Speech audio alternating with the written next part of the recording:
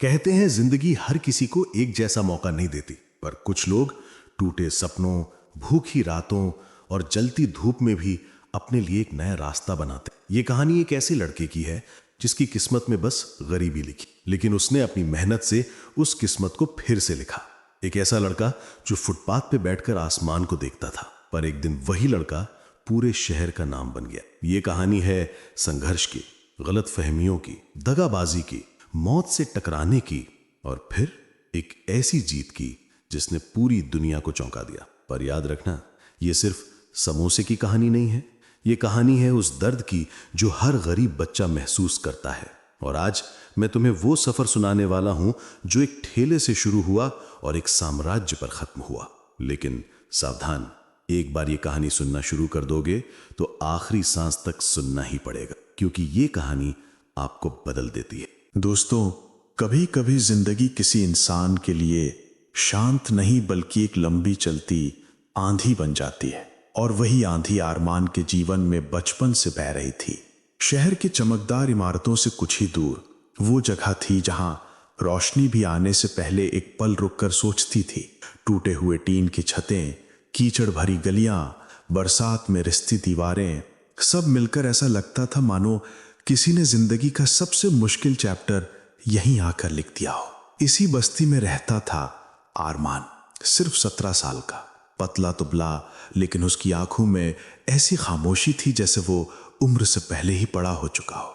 बरसात की रातें यहां सबसे ज्यादा कड़वी होती थी। टीन की छतों पर गिरती बूंदों की आवाज, कभी बारिश कम और कभी किसी रोते हुए दिल का दर्द ज्यादा लगती थी। उस शाम भी कुछ ऐसा ही था। घर पहुंचा तो पिता घाट पर चुपचाप लेटे थे, चुप्पी ऐसी जैसे उन्होंने जिंदगी से बहस करना छोड़ दिया हो। माँ चूल्हे के पास झुकी हुई थीं। धुएं और थकान ने मिलकर उनके चेहरे पर एक अजीब सी राख से परत चढ़ाती थी। माँ, आज खाने में क्या है? आरमान ने पूछा, लेकिन आवाज ऐसे निकली जैसे उसे पहले से ही जवाब पता हो। माँ ने थकी हुई आवाज में कहा, बेटा, बस आलू की सब्जी और सूखी रोटियां हैं। आज आटा कम था, जितना बना सकी बना दिया। आरमान थाली लेकर चुपचाप बैठ गया। रोटियां तो कम थी मगर मन के बोझ बहुत ज्यादा थे। कभी पेट भर खाना, कभी सिर्फ उम्मीदों पर जिंदा रहना, और उसी बीच शहर के बच्चे, अच्छे कपड़े, जेब में पैसे, चेहरे पर बेफिक्री। जब भी आरमान उन्हें देखता, दिल के अंदर कुछ कस कर मुड़ जाता। क्यों भगवान, क्यों मेरी बारी पर आपने ऐसा कर दिया? उसके मन में सवाल उठते रहते, क्यों मैं ऐसे घर में पैदा हुआ जहां सपने भी सोचने से पहले थक जाते हैं? उस रात घर में सब सो गए, लेकिन आरमान की आंखों में नींद की जगह सिर्फ जलती हुई बेचैनी थी। वो बेचैनी जो इंसान को या तो तोड़ देती है या उसे बदलने पर मजबूर कर देती है। उसी बेचैनी ने उसे घर से बाहर धकेल दिया। सड़कें लगभग खाली थीं। लैंप पोस्ट की पीली रोशनी गीली सड़क पर बिखरी हुई थी। फुटपाथ पर लोग फटे कंबलों में दुबके सो रहे थे। आरमान उन लोगों के बीच जाकर बैठ गया और आसमान की तरफ देखते हुए धीरे से बुदबुदाया, क्या मैं हमेशा ऐसा ही रहूंगा? क्या मेरा जन्म भी एक गलती था? ठंडी हवा उसके चेहरे को छू रही थी। बारिश फिर से लौटने को तैयार लग रही थी। तभी पास में लेटे एक बूढ़े बाबा खांसते हुए उठे। उनकी आंखों में अजीब सी गहराई थी, ऐसी गहराई जो सिर्फ उम्र से नहीं तजुर्बे से आती है। उन्होंने आरमान को देखा और नर्म आवाज में पूछा, बेटा, रात के इस वक्त यहां अकेला क्यों बैठा है? सब ठीक है ना? आरमान चुप रहा। कई बार दर्द इतना गहरा होता है कि शब्द खुद ही हार मान जाते हैं। बाबा थोड़ा और नजदीक हुए और बोले, चुप्पी भी एक तरह की पुकार होती है बेटा। दिल में क्या चल रहा है बता दे, तभी कभी बात करने से बोझ हल्का हो जाता है। आरमान की आंखें भर आई, धीरे से बोला, परेशानी? बाबा, भगवान ने मेरे साथ बहुत गलत किया है। मुझे गरीब घर में पैदा कर दिया। न अच्छे कपड़े, न सही खाना, न पढ़ाई का कोई मौका। जिन बच्चों को देखता हूं उनके पास सब कुछ है। मैं ही क्यों नहीं किसी अमीर घर में पैदा हुआ? बाबा चुपचाप सुनते रहे। हवा जैसे कुछ पल के लिए थम गई। कुछ सेकंड्स की खामोशी के बाद बाबा ने गहरी सांस ली और बोले, एक बात कहूं बेटा, बुरा मत मानना। आरमान ने बिना उत्साह के कहा, कहिए बाबा। बाबा बोले, भगवान इंसान को वहां पैदा करते हैं जहां उसकी सबसे ज्यादा जरूरत होती है। अमीर घरों के बहुत से बच्चे कभी भूख का दर्द नहीं जानते, न मेहनत की कद्र, न संघर्ष की गर्मी। उन्हें सब बना बनाया मिलता है, इसलिए वो चीजों की कीमत भूल जाते हैं। लेकिन गरीब घर में पैदा होने वाले बच्चे, उनके पास एक मौका होता है माता पिता की उम्मीद का, घर की किस्मत बदलने का, अपनी पूरी पीढ़ी की दिशा बदलने का। आरमान ने हैरानी से उनकी तरफ देखा। बाबा आके बोले, तू बदकिस्मत नहीं है बेटा, तू जिम्मेदार है, और जिम्मेदार होना बदकिस्मत होने से 1000 गुना बेहतर है। तेरे जैसे बच्चों पर तेरे माँ बाप भरोसा करते हैं। उन्हें पता है कि अगर कोई उन्हें इस अंधेरे से निकाल सकता है तो वो उनका अपना बच्चा ही होगा। बातें सीधे दिल में उतर रही थी, लेकिन अभी भी सब साफ नहीं था। आरमान ने धीरे से पूछा, ठीक है बाबा, मान लिया कि मुझे ही कुछ बदलना होगा, लेकिन करूं क्या, कहां से शुरू करूं? सब धुंधला सा लगता है। बाबा की आंखों में हल्की सी मुस्कान आई। उन्होंने कहा, सबसे पहले अपने मन में चल रहे फालतू सवालों को शांत कर। कुछ सवालों के जवाब नहीं होते, बस वो इंसान को कमजोर करते रहते हैं। फिर जो भी काम मिले, छोटा हो या बड़ा, उसे पूरे मन से कर। मेहनत और ईमानदारी वाला रास्ता धीमा जरूर होता है, लेकिन मंजिल पर पहुंचकर इंसान खुद पर गर्व कर सकता है। याद रखना, कोई भगवान आसमान से उतर कर तेरी किस्मत नहीं लिखेगा। तेरी किस्मत तेरे हाथों में ही पेंसिल देकर छोड़ी गई है। ये बात सुनकर आरमान के अंदर कुछ हिल गया। अभी कुछ देर पहले तक जो चेहरा उदासी से भरा हुआ था, अब उस पर हल्की सी रोशनी सी महसूस हो रही थी। वो खड़ा हुआ, बाबा के पैरों को छुआ और बोला, बाबा, शायद पहली बार किसी ने मुझे मेरे ही रूप में समझा है। मैं कोशिश करूंगा अपनी किस्मत खुद लिखने की। बाबा ने उसके सिर पर हाथ रखा और कहा, बस यही जज्बा चाहिए बेटा। डर मत, सफर लंबा होगा, लेकिन यकीन मान, जब तो मंजिल पर पहुंचेगा तो पीछे मुड़कर देखेगा और खुद से कहेगा, यह सफर मुश्किल था। अगली सुबह सूरज अभी पूरी तरह निकला भी नहीं था। आसमान में हल्की गुलाबी रोशनी ही फैली थी, लेकिन आरमान जाग चुका था। शायद पहली बार उसे लगा कि वो सिर्फ जागा नहीं, जगाया गया है। बाबा की कही बात कि किस्मत तेरे हाथ की पेंसिल से ही लिखी जाएगी, उसके दिमाग में बार बार घूम रही थी। वो घर से चुपचाप निकला। मां सो रही थी, पिता करवट बदलकर सांसों में थकान ढो रहे थे। आरमान ने उन्हें देखा और मन में एक कसम खाई, अब ये लोग ऐसे नहीं जिएंगे। जहां तक मैं जा सकता हूं, मैं कोशिश करूंगा। अगली सुबह सूरज अभी पूरी तरह निकला भी नहीं था। आसमान में हल्की गुलाबी रोशनी ही फैली थी, लेकिन आरमान जाग चुका था। शायद पहली बार उसे लगा कि वो सिर्फ जागा नहीं, जगाया गया है। बाबा की कही बात कि किस्मत तेरे हाथ की पेंसिल से ही लिखी जाएगी, उसके दिमाग में बार बार घूम रही थी। वो घर से चुपचाप निकला। मां सो रही थी, पिता करवट बदलकर सांसों में थकान ढो रहे थे। आरमान ने उन्हें देखा और मन में एक कसम खाई, अब ये लोग ऐसे नहीं जिएंगे। जहां तक मैं जा सकता हूं, मैं कोशिश करूंगा। काम की तलाश, पहला संघर्ष। आरमान पूरे शहर में घूमता रहा, कभी किसी होटल के पीछे, कभी किसी गोदाम में, कभी किसी टी स्टॉल पर पूछता, भैया काम मिलेगा क्या? कुछ भी, छोटा काम भी चल जाएगा। लेकिन हर जगह वही जवाब, नहीं बेटा, अभी किसी की जरूरत नहीं है, पहले से लड़के रखे हुए हैं, किसी और जगह ट्राई कर ले। घंटों धूप में भटकते भटकते उसके पैरों में दर्द होने लगा, पेट में भूख भी चुभ रही थी, लेकिन हार नहीं। ये वो दिन था जब आरमान हार नहीं मानने वाला था। दोपहर की धूप सिर पर थी और थककर वो एक बड़े पुराने पेड़ की छांव में बैठ गया। उस पेड़ के नीचे एक पानी पूरी वाला अपनी ठेली लगाए खड़ा था। लोगों की भीड़ लगी थी, खुशबू, भीड़, चटकारों की आवाज, सब कुछ वहां जिंदा सा लग रहा था। आरमान सिर्फ चुपचाप देख रहा था। दिल में चाहत हुई, काश मैं भी एक प्लेट खा लेता, लेकिन उसकी जेब में एक भी रुपया नहीं था। उसे ये बात चुभी, लेकिन वो चुप रहा। तभी होती है एक छोटी सी बातचीत जो उसकी सोच हमेशा के लिए बदल देती है। जब भीड़ थोड़ी कम हुई तो आरमान धीरे से पानी पूरी वाले के पास गया। भैया, आप ये काम कब से कर रहे हो? लड़का, जिसकी उम्र भी लगभग वही थी, हंसकर बोला, बस भाई अभी 1 साल हुआ है। शुरुआत में मुश्किल थी, लेकिन सब्र और मेहनत कर लो तो हर काम चल जाता है। आरमान हैरान सा हुआ, इस लड़के की उम्र भी तो उसी की जितनी ही है, फिर भी बातों में इतना यकीन, इतनी समझ। पानी पूरी वाले ने पूछा, तुम क्या करते हो? आरमान ने सिर झुकाकर कहा, मैं कुछ नहीं, जहां काम मिलता है वही कर लेता हूं। आज कहीं नहीं मिला। लड़का मुस्कुराया, कोई बात नहीं भाई, आज नहीं कल मिल जाएगा। या फिर, वो थोड़ा झुककर धीरे से बोला, या फिर अपना कुछ शुरू कर लो। मैंने भी शुरू किया और आज देख लो भीड़ है। आरमान चौंक गया, लेकिन मुझे तो कुछ आता ही नहीं। अरे कौन पैदा होते ही आता है? पहली प्लेट मैंने भी खराब बना दी थी, लेकिन जब खुद करते हो ना, सीख ही जाते हो। ये सुनकर आरमान को बाबा की बात याद आई, मेहनत कर, रास्ता खुद बन जाएगा। पानी पूरी वाले ने पूछा, तुम्हारा नाम क्या है भाई? आरमान, अच्छा नाम है, सपनों वाला नाम। एक काम कर, दूसरों के लिए काम ढूंढने से अच्छा अपने लिए कुछ ढूंढ। छोटा काम भी बड़ा बन जाता है जब इरादा बड़ा हो। ये बात सीधे उसके दिल में उतर गई, जैसे किसी ने उसके भीतर सोई हुई आत्मा को झंझोड़ दिया हो।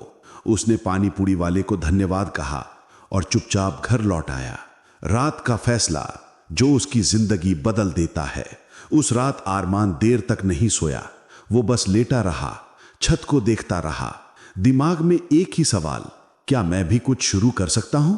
क्या मैं भी कुछ बन सकता हूं? कई घंटों बाद उसने खुद को जवाब दिया, हां कर सकता हूं।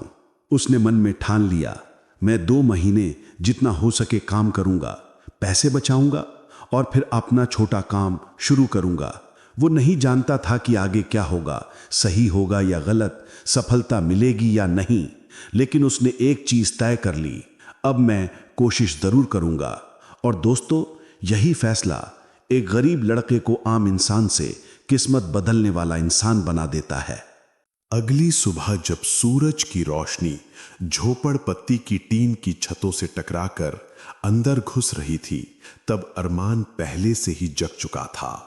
आज वो सिर्फ काम की तलाश में नहीं, अपने फैसले की तरफ बढ़ रहा था। घर से निकलते समय उसने मां के सोते हुए चेहरे को देखा, थकान से भरा चेहरा, लेकिन उम्मीदें अब भी जिंदा थीं। उसने मन में कहा, मां, अब मैं बदलूंगा, आपकी किस्मत बदल कर दिखाऊंगा। फिर शुरू होता है दिन और पहली किस्मत का दरवाजा। कई दुकानें, कई जगह हैं, लेकिन हर जगह वही एक उत्तर, काम नहीं है। शाम के करीब था, अरमान की उम्मीदें लगभग टूट चुकी थी। तभी एक हलवाई की दुकान के बाहर हल्का सा बोर्ड देखा, मदद की जरूरत। वो रुक गया, दिल तेज धड़कने लगा। क्या यही मौका है, या फिर ये भी बाकी जगहों की तरह निराश कर देगा? उसने गहरी सांस ली और धीरे से दुकान में कदम रखा।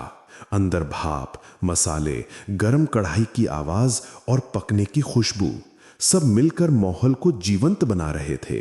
दुकान का मालिक, मोटी मूछें, तंदुरुस्त शरीर और तेज आंखें वाला आदमी आलू छीलते हुए बोला, हाँ बेटा, क्या चाहिए? अरमान हिचकिचाते हुए बोला, भाई साहब, काम चाहिए। कुछ भी कर लूंगा। हलवाई ने उसे ऊपर से नीचे तक देखा, जैसे आंक रहा हो कि लड़का सिर्फ बोलने आया है या सच में काम करने को तैयार है। कुछ सेकंड की खामोशी के बाद हलवाई बोला, काम मिलेगा, लेकिन काम आसान नहीं है। सुबह से रात तक मेहनत, खड़े खड़े पैर दुखेंगे, हाथ जलेंगे, बर्तन धोने पड़ेंगे, टेबल साफ करने पड़ेंगे। तैयार है तू? अरमान ने बिना सोचे कहा, हां, मैं सब करूंगा। हलवाई ने एक सेकंड मुस्कुराया, ऐसे जैसे किसी की लगन पहचान ली हो। ठीक है, आज से काम शुरू। यही वो ढक्कन था जो अरमान की जिंदगी में बंद था और आज पहली बार खुला। पहला दिन और पहली परीक्षा। काम शुरू होते ही दुकान जैसे उसके इरादों की परीक्षा लेने लगी। गरम कढ़ाई के पास खड़े रहना, ग्राहकों के आने पर पानी देना, टेबल साफ करना, बर्तन धोना, सब कुछ उसकी उम्मीद से दुगना कठिन था। गर्मी में पसीना उसकी पीठ से बहकर कमीज भिगो रहा था। हाथ कई बार गरम बर्तन से छुलसते, लेकिन उसने एक बार भी शिकायत नहीं की। हलवाई बीच बीच में उसे देखता और मन ही मन मुस्कुराता। इसमें दम है। दोपहर तक अरमान की टांगें थक चुकी थीं, लेकिन वो बिना रुके चलता रहा, क्योंकि आज वो सिर्फ काम नहीं कर रहा था, जिंदगी से बदला ले रहा था। जब उसे खाना मिला, हलवाई ने उसे दोपहर में बुलाया। आजा बेटा, खाना खा ले। दाल, 2 रोटियां और 1 समोसा। ये खाना इतना खास नहीं था, लेकिन अरमान की आंखें भर आईं, क्योंकि जिंदगी में पहली बार उसे मेहनत के बदले भोजन मिला था। उसने मन में कहा, आज नहीं रोऊंगा, आज गर्व करूंगा। शाम तक एक नया भरोसा। पूरा दिन काम के बाद हलवाई उसके पास आया और बोला, अरे लड़के, नाम क्या है तेरा? अरमान? अच्छा नाम है। हलवाई बोला, तुझे पता है, बहुत से लड़के आते हैं, 2 घंटे में थक कर भाग जाते हैं, लेकिन तू अलग है, मेहनत से डरता नहीं है।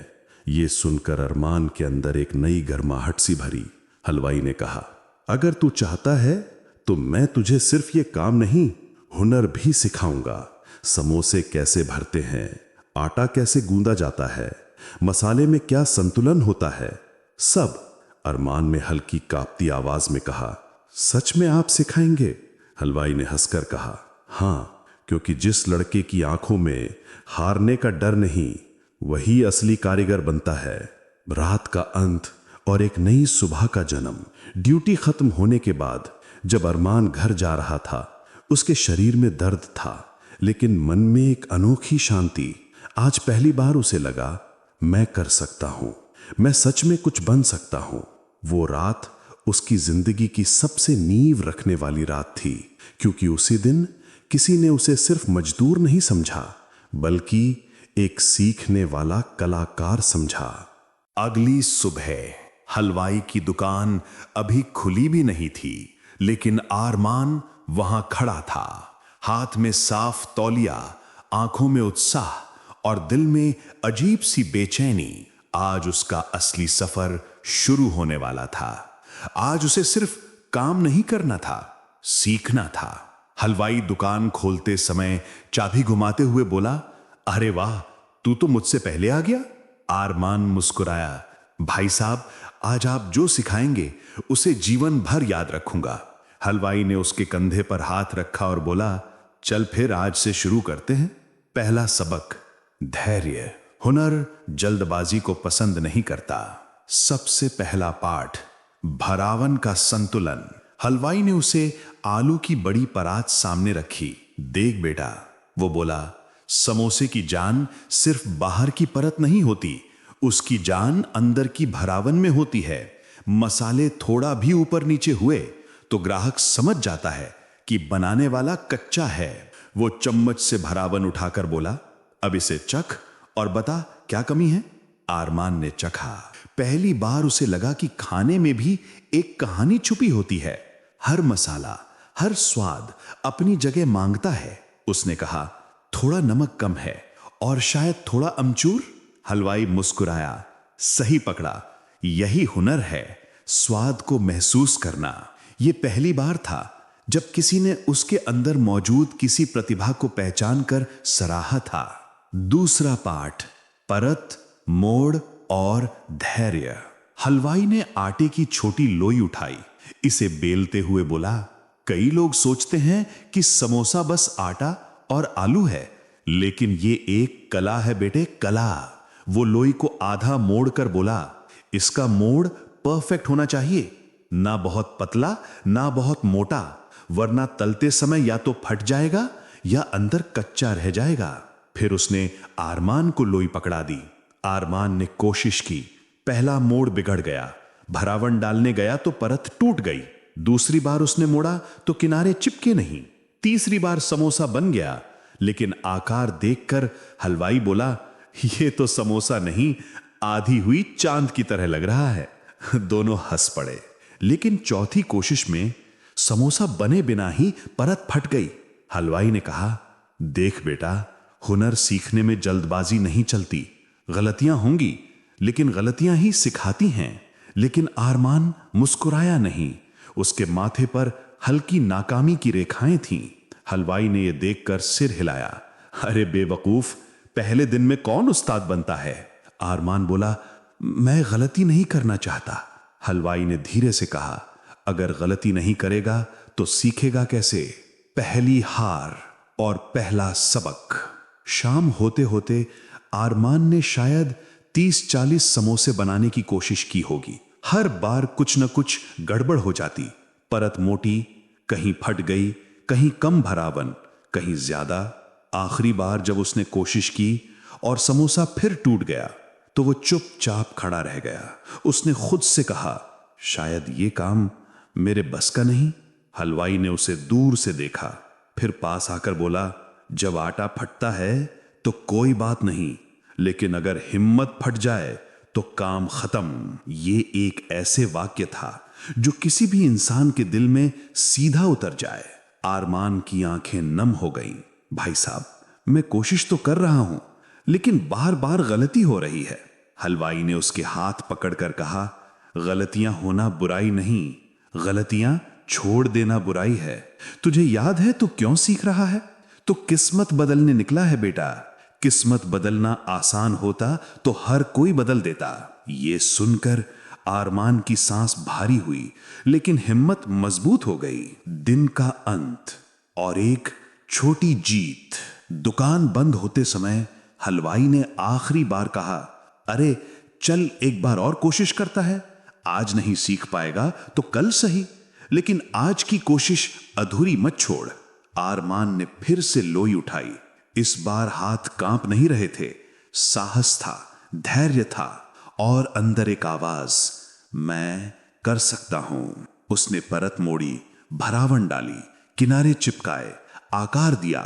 हलवाई ने उठाकर देखा, कुछ सेकंड चुप रहा, फिर बोला, अब आया मजा, ये हुआ समोसा। आरमान ने पहली बार अपने अंदर कुछ गर्व सा महसूस किया। उसने हलवाई की तरफ देखा और कहा, मैं कोशिश करता रहूंगा भाई साहब, कभी हार नहीं मानूंगा। हलवाई ने उसके कंधे पर हाथ रखा, बस बेटा, तेरी यही जिद एक दिन तुझे बहुत दूर लेकर जाएगी। दोस्तों, ये था आरमान के सफर का चौथा पड़ाव, जहां उसने सीखा कि हुनर की आग में हाथ जलते हैं लेकिन दिल गर्म हो जाता है। पार्ट 5 में चीजें और रोचक होंगी। नंबर 1, आरमान के हाथ में स्पीड आएगी। नंबर 2, लोग उसके बनाए समोसे पहचानने लगेंगे।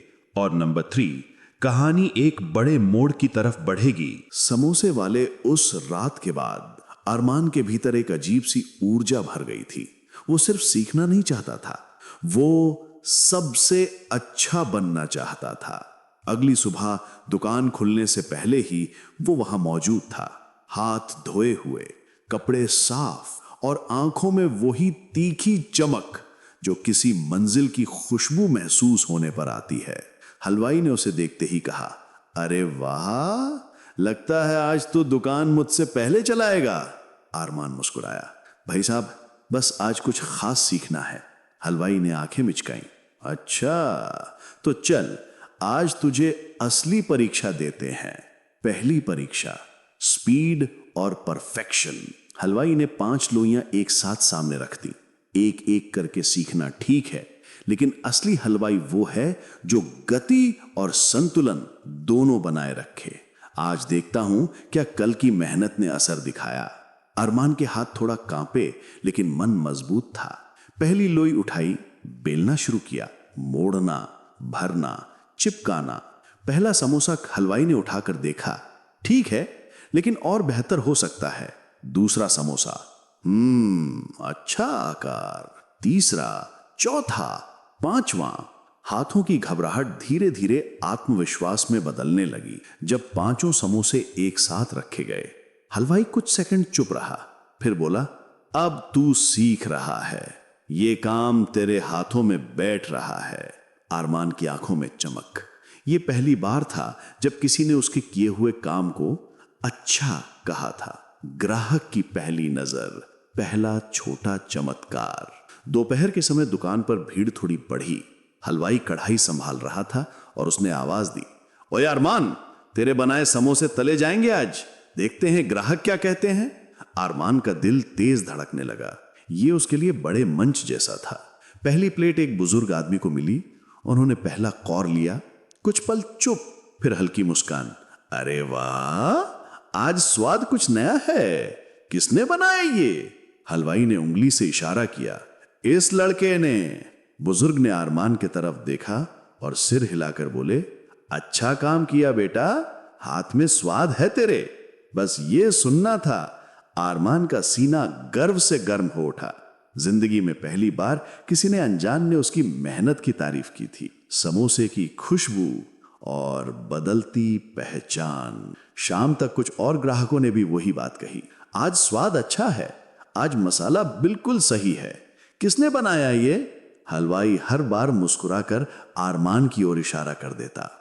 अरमान के हाथों की मेहनत अब लोगों के स्वाद में उतरने लगी थी। कुछ बच्चे जो रोज दुकान के सामने दौड़ते थे, रुक कर कहने लगे, अरे भाई, आज वही समोसे बनाना जो तुमने कल बनाए थे।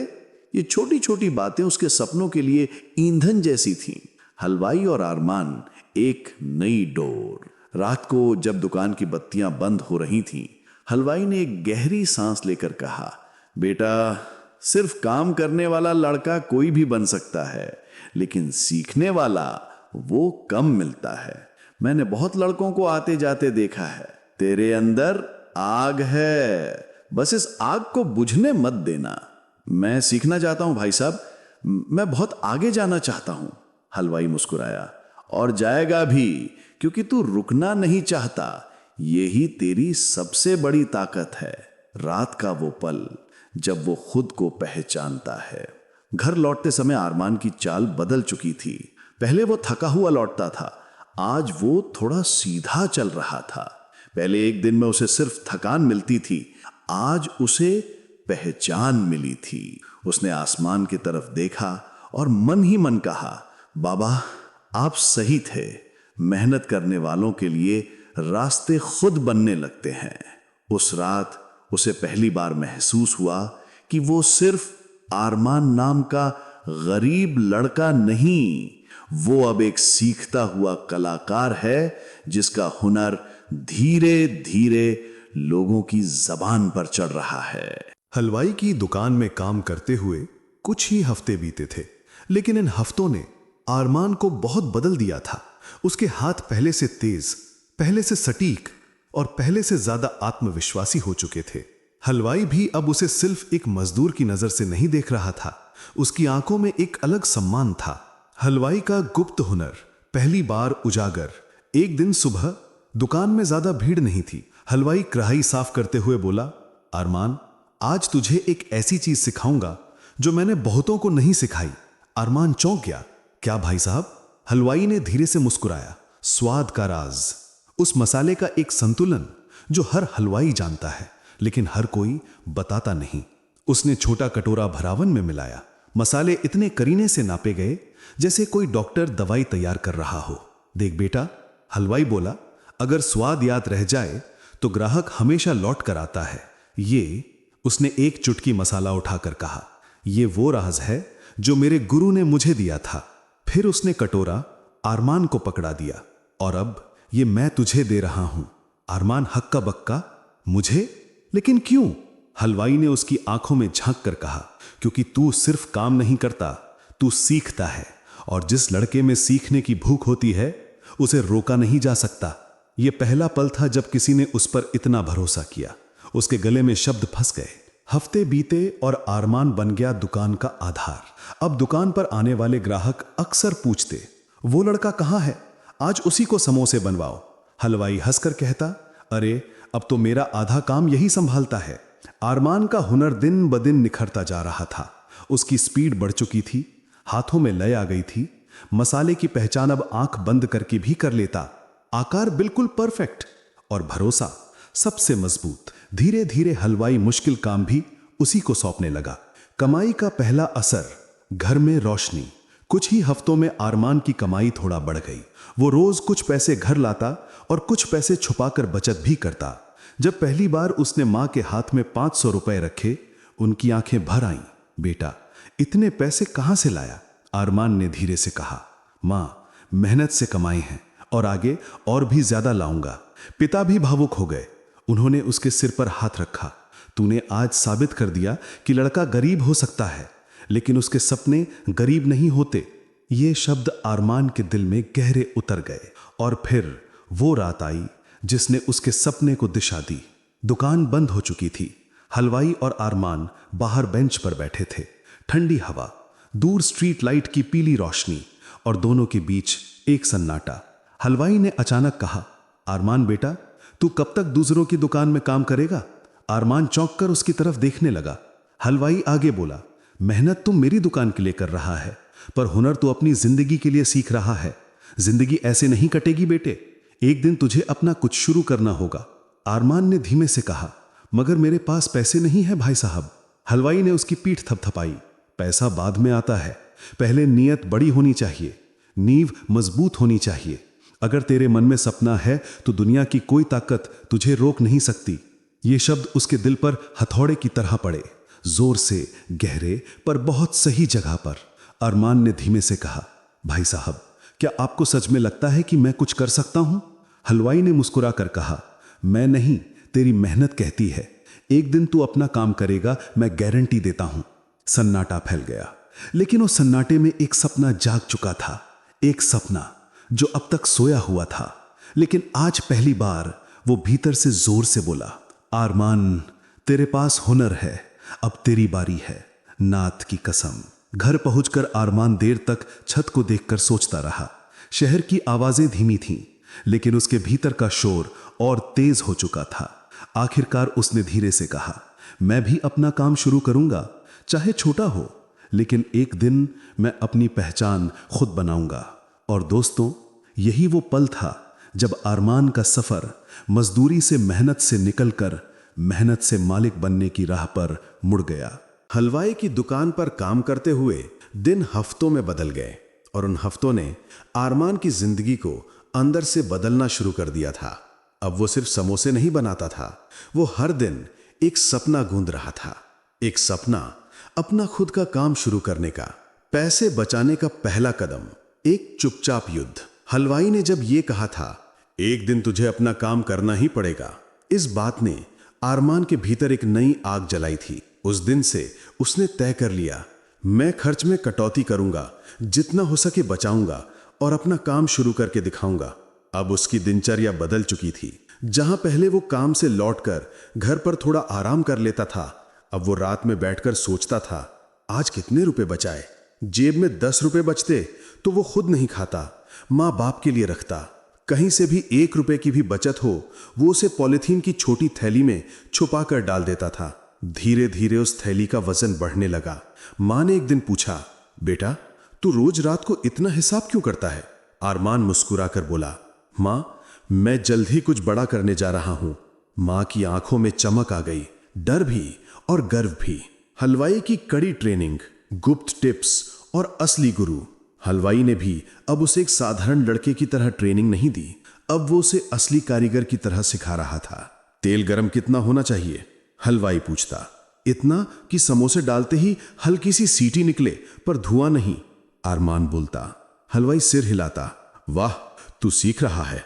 फिर वो सिखाता, अगर परत बहुत पतली होगी तो ग्राहक खाएगा और बोलेगा, अरे भाई भरावन कहाँ है? और अगर मोटी होगी तो 2 कौर के बाद कहेगा, भाई आटा खिला दिया। इन छोटी छोटी बातों में वो सारा हुनर छिपा था जो खाने का स्वाद ग्राहक की जुबान पर चढ़ाता है। और अरमान सब कुछ दिल में उतार लेता था। एक घटना जिसने उसके सपने को और मजबूती दी। एक दिन दोपहर में एक युवा आदमी दुकान पर आया। उसने समोसा खाया और हलवाई से बोला, भाई ये स्वाद तो कई बड़ी दुकानों से भी अच्छा है, कौन बनाता है? हलवाई ने मुस्कुराकर अरमान की तरफ इशारा किया। आदमी ने अरमान की ओर देखा और बोला, अगर तू चाहे तो अपना ठेला लगा सकता है, इस स्वाद के आगे लोग लाइन लगाएंगे। और यह कहकर वो चला गया, लेकिन उसके शब्द अरमान के दिल में आग बनकर रह गए।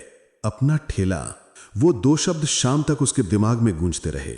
उस रात सपनों का सबसे सच्चा दृश्य। रात को घर में सब सो गए थे, लेकिन अरमान सो नहीं पा रहा था। वो अपनी छोटी बचत की थैली फर्श पर फैलाकर बैठ गया। सिक्कों की खनक और नोटों की सुगंध उसके सपने का पहला आकार बना रहे थे। टोटल गिना तो पता चला उसके पास 2 महीने की बचत थी। थोड़ी लेकिन ईमानदार मेहनत की थी। उसने मन में सोच लिया, एक छोटा स्टोव, एक मजबूत टोकरी और कच्चे समोसे का सामान। इतना खरीदने लायक पैसा अब उसके पास था, लेकिन फिर भी एक डर अंदर कहीं चुभ रहा था। क्या मैं अकेला कर पाऊंगा? क्या लोग खरीदेंगे? अगर ठेला लगाया तो? अगर फेल हो गया तो? उसके दिमाग में हजारों सवाल उठ रहे थे। लेकिन तभी उसे याद आया बाबा की आवाज, तेरी किस्मत तेरे हाथ की पेंसिल से लिखी जाएगी। और हलमाई की बात, नींव मजबूत हो तो इमारत खुद बन जाती है। उसने गहरी सांस ली और खुद से कहा, डरूंगा तो कभी आगे नहीं बढ़ूंगा। उसी वक्त उसने एक पतली डायरी उठाई और पहली बार अपने सपने को शब्दों में लिखा। अपना काम, समोसे की टोकरी। उसने तारीख लिखी, सोमवार, क्योंकि हर शुरुआत सोमवार से ही की जाती है। उस रात उसका दिल जोर से धड़क रहा था, क्योंकि सिर्फ सोचा नहीं, आज उसने फैसला भी कर लिया था। और दोस्तों, यहीं से शुरू होता है वो सफर जो एक गरीब लड़के को समोसे बेचने से उठाकर अपनी दुकान के मालिक तक लेकर जाएगा। पार्ट 8 में आएगा उसका पहला दिन कच्चे समोसे बेचने का। सोमवार की सुबह, वही दिन जिसे अरमान ने अपनी डायरी में नई शुरुआत लिखा था। घड़ी में 5 बज रहे थे। बस्ती में अभी अंधेरा था। लोग अपनी टूटती झोपड़ियों में नींद और थकान के बीच जूझ रहे थे। लेकिन उस दिन एक छोटा सा घर अंदर से रोशनी में नहाया हुआ था। अरमान जाग चुका था। वो चूल्हे के पास बैठा आलू उबाल रहा था। गैस की कमी के बावजूद उसके चेहरे पर एक अलग चमक थी। मां नींद में उठी और बोली, बेटा, आज इतनी जल्दी? कहीं दुकान में तो नहीं जाना? अरमान मुस्कुराया, नहीं मां, आज अपनी जिंदगी की दुकान खोलने जा रहा हूं। मां के हाथ से कप गिरते गिरते बचा। उनकी आंखों में डर भी था और गर्व भी। उन्होंने उसके सिर पर हाथ रखा, जाओ बेटा, भगवान तुम्हारे हाथों में बरकत दे। पहली तैयारी, टोकरी, स्टोव और कच्चे सपने। अरमान ने सारी रात भरावन तैयार की थी, बिल्कुल वैसा ही जैसा हलवाई ने सिखाया था। उसने दर्जनों कच्चे समोसे बनाए। एक एक मोड़, एक एक किनारा मानो उसके सपने का हिस्सा बन गया हो। टोकरी खोली, कपड़ा बिछाया, कच्चे समोसे करीने से रखे। स्टोव उठाया, तेल रखा, कपड़ा ढका और बाहर निकला। उसके कदमों के नीचे सर्द सुबह की ओस थी, लेकिन मन के अंदर सूरज की गर्मी। बस स्टैंड, नई जिंदगी का पहला मैदान। बस स्टैंड पर उस वक्त हल्की हलचल थी। कोई बस पकड़ने की जल्दी में, कोई रात की नींद आंखों से मलता हुआ। लोगों के बीच से अरमान ने एक कोना चुना। वहीं उसने अपना स्टोव रखा, तेल गरम करने के लिए रखा और टोकरी खोली। लेकिन जैसे ही उसने चारों तरफ देखा, उसका दिल धड़कने लगा। कोई उस पर ध्यान नहीं दे रहा था, कोई उसकी तरफ नहीं आ रहा था, कोई पूछ भी नहीं रहा था कि क्या बेच रहे हो। उसके हाथ हल्के से कांप गए। उसने मन में सोचा, शायद मैं बहुत जल्दी कर रहा हूं। तेल गरम हुआ। उसने पहला समोसा डाला। तेल में डूबते ही एक हल्की सी आवाज, छश। लेकिन उस आवाज से उसके अंदर की घबराहट नहीं टूटी। पहली पुकार, लेकिन कोई नहीं आया। उसने हिम्मत जुटाई। गरम गरम समोसे, मसालेदार समोसे, लेकिन आवाज भीड़ के कोलाहल में खो गई। लोग उसकी ओर देखे बिना आगे बढ़ते रहे। 1 मिनट, 2 मिनट, 5 मिनट। समोसे तले जा रहे थे, खुशबू फैल रही थी, लेकिन ग्राहक एक भी नहीं। वो मन ही मन टूटने लगा। क्या कोई नहीं आएगा? क्या मेरी मेहनत बेकार चली जाएगी? ठंडी हवा उसके माथे पर पसीना जमा रही थी। उसे बाबा की बातें याद आईं। सब्र सबसे बड़ी दौलत है बेटा। लेकिन सब्र भी दिल के धड़कते डर को रोक नहीं पा रहा था। फिर कदमों की हल्की आवाज। जब वो लगभग उम्मीद छोड़ने ही वाला था, तभी एक बुजुर्ग आदमी बस से उतरते हुए उसकी आवाज पर ठिठक गए। उन्होंने पास आकर पूछा, बेटा, गरम तो है ना? अरमान लगभग कांपते हुए बोला, जी चाचा, अभी अभी तला है, आप खाइए, अच्छा लगेगा। बुजुर्ग ने एक समोसा लिया। उन्होंने पहला कौर लिया और कुछ पल चुप रहे। अरमान का दिल ऐसा लग रहा था मानो छाती के बाहर आ जाएगा। फिर एक हल्की मुस्कान बुजुर्ग के चेहरे पर आई। उन्होंने कहा, वाह बेटा, स्वाद बहुत बढ़िया है। पहला दिन है क्या? अरमान की आंखें चमक उठीं। जी चाचा, आज पहला दिन है। बुजुर्ग ने उसके हाथ में पैसे रखे और जाते जाते बोले, अच्छा काम कर रहा है, मेहनत से डरना मत। बस यही एक वाक्य अरमान को नए जन्म जैसा लगा। फिर आए 2 बच्चे, फिर एक यात्री, फिर एक और। धीरे धीरे लोग उसकी खुशबू से खिंचने लगे। एक बच्चा बोला, भैया एक प्लेट देना। एक आदमी बोला, भैया चटनी थोड़ी ज्यादा डालना। एक बूढ़ी महिला बोली, बेटा इतने कम पैसों में इतना स्वाद कहाँ मिलता है। अरमान की आंखों में भरोसा लौट आया। अब उसकी आवाज पहले से साफ, पहले से आत्मविश्वासी। गरम गरम समोसे एक बार खाकर देखिए। अब लोग आगे बढ़ने के बजाय उसकी तरफ मुड़ने लगे। पहला दिन, पहला सबक, पहली जीत। शाम होते होते उसकी टोकरी खाली हो चुकी थी। एक भी समोसा बचा नहीं था। स्टोव बंद करके जब वो घर की ओर चल रहा था तो उसके कदम हल्के थे, दिल भारी नहीं था और जेब में थोड़े से पैसे। लेकिन इन पैसों की कीमत लाखों रुपए से भी ज्यादा थी, क्योंकि यह कमाई मेहनत की नहीं, सपने की पहली कमाई थी। घर पहुंचकर उसने मां को पैसे दिए। मां ने आंसू पोंछते हुए कहा, तूने आज पहला कदम बढ़ाया है बेटा, अब तेरी उड़ान कोई नहीं रोक सकता। अरमान ने दिल में कहा, आज जिंदगी ने मुझे पहला जवाब दिया है, मेहनत कभी धोखा नहीं देती। और दोस्तों, यहीं से शुरू होता है अरमान के संघर्ष का असली दौर, जहां उसके ग्राहक बढ़ेंगे, कमाई बढ़ेगी, मगर चुनौतियां भी दुगनी होंगी। पहले दिन की सफलता के बाद अरमान का आत्मविश्वास बढ़ चुका था, लेकिन सफलता जितनी मीठी होती है, रास्ता उतना ही कठिन। अगले कुछ दिनों तक वो रोज सुबह 5 बजे उठकर समोसे तैयार करता, टोकरी सिर पर रखता, स्टोव हाथ में उठाता और बस स्टैंड पहुंच जाता। कुछ दिन ग्राहकों की भीड़ लगती, कुछ दिन लोग जल्दी में होते और कोई ध्यान नहीं देता। कभी बारिश उसकी पूरी मेहनत भिगो देती, कभी हवा इतनी तेज होती कि स्टोव की लोही बुझ जाती। लेकिन एक चीज कभी नहीं टूटी, अरमान की कोशिश। धीरे धीरे उसके ग्राहक बढ़ने लगे। अब कुछ लोग उसे देखकर ही रुक जाते, अरे यही है वो लड़का जिसका समोसा बहुत स्वादिष्ट होता है। कई लोग सुबह की बस पकड़ने से पहले उसके ठेले पर आते और कहते, चल भाई जल्दी दो, देर हो रही है। स्कूल के बच्चे उसके समोसे को पॉकेट वाली ट्रीट कहते।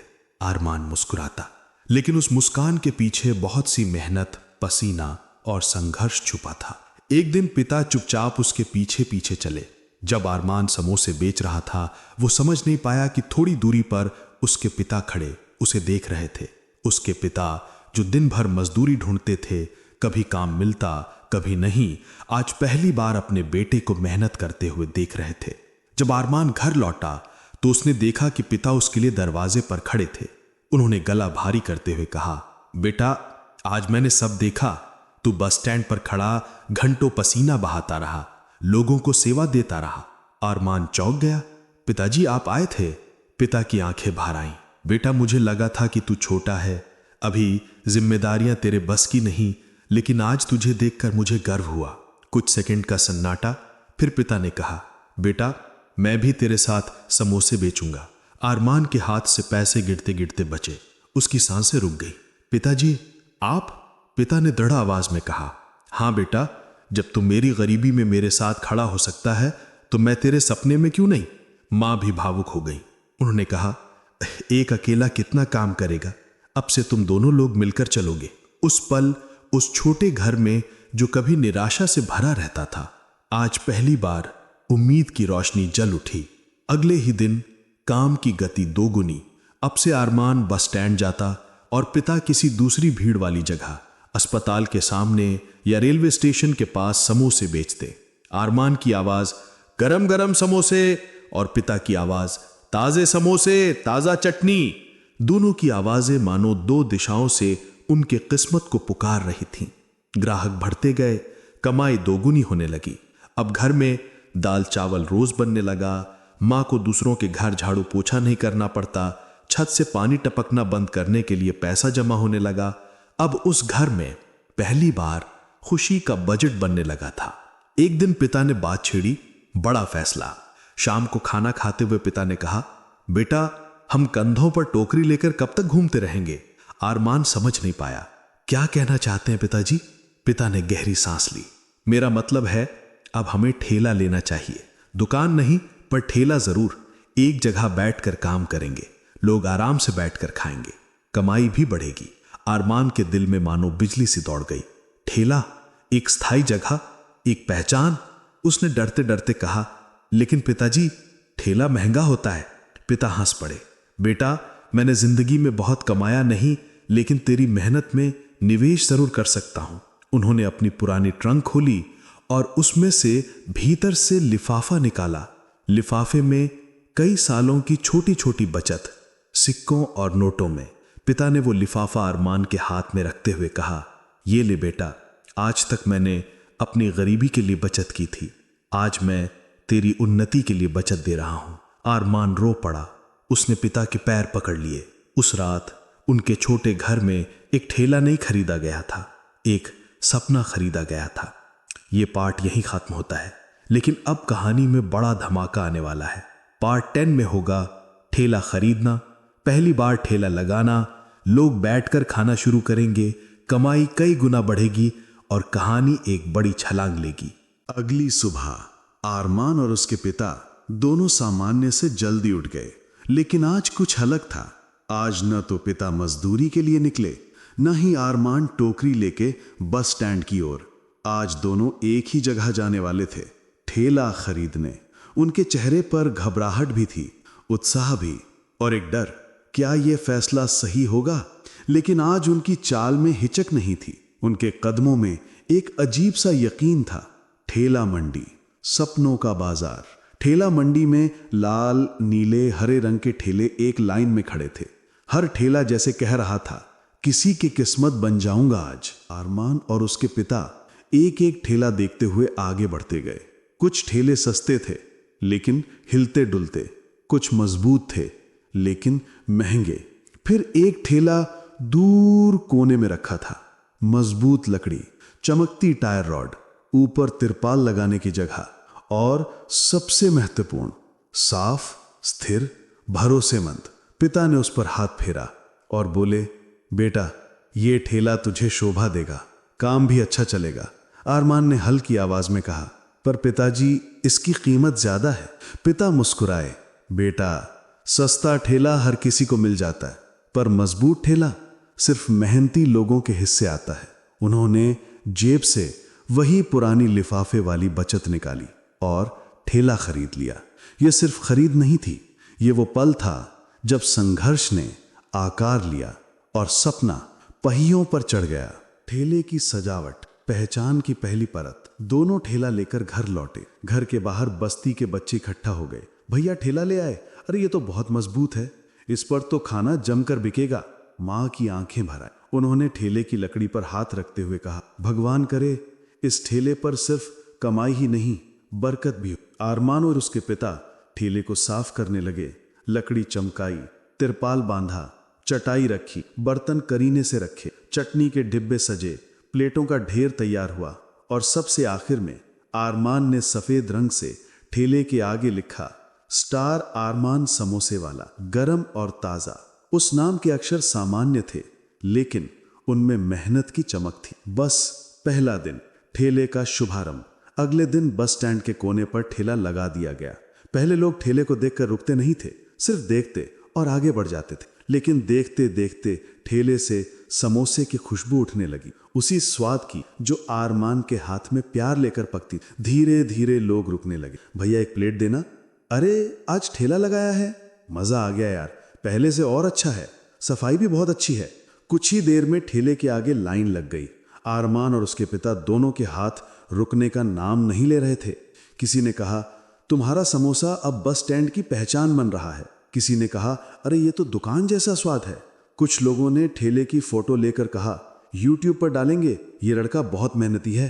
पहले दिन ठेले की कमाई उम्मीद से ज्यादा।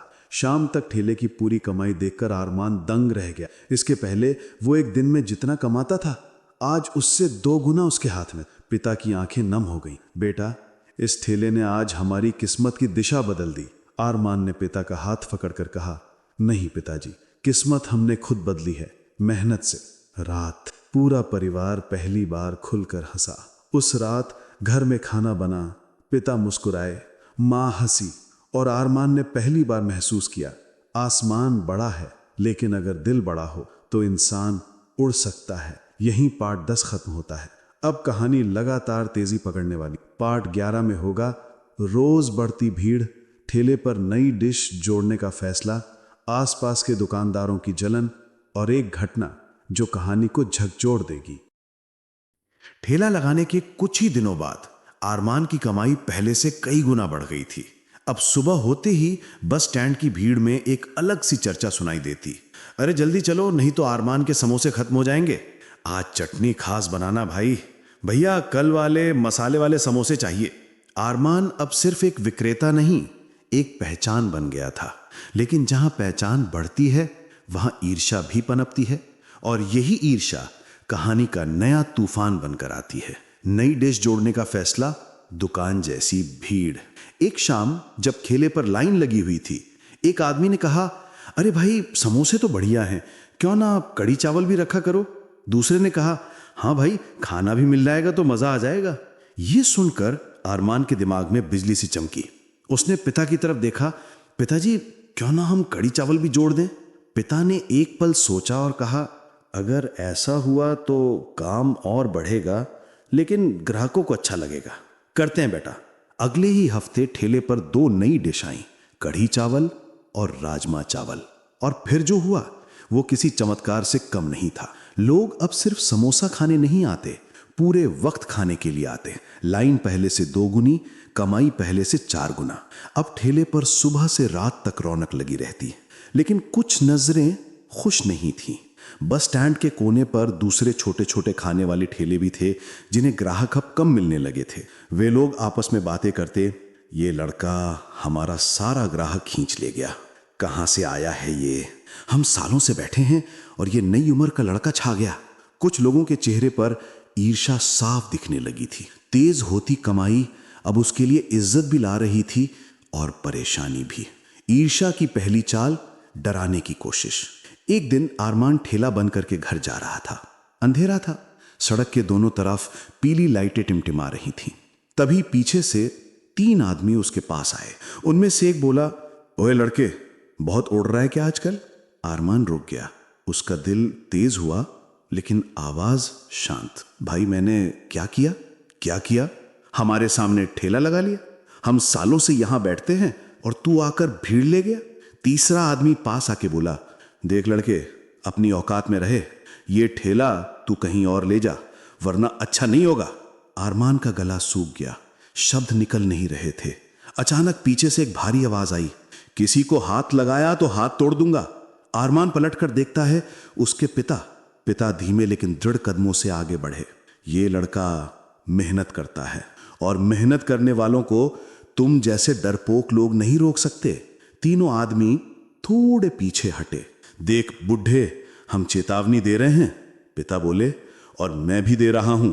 अगर मेरे बेटे को हाथ लगाया तो तुम्हारे ठेले भी नहीं बचेंगे।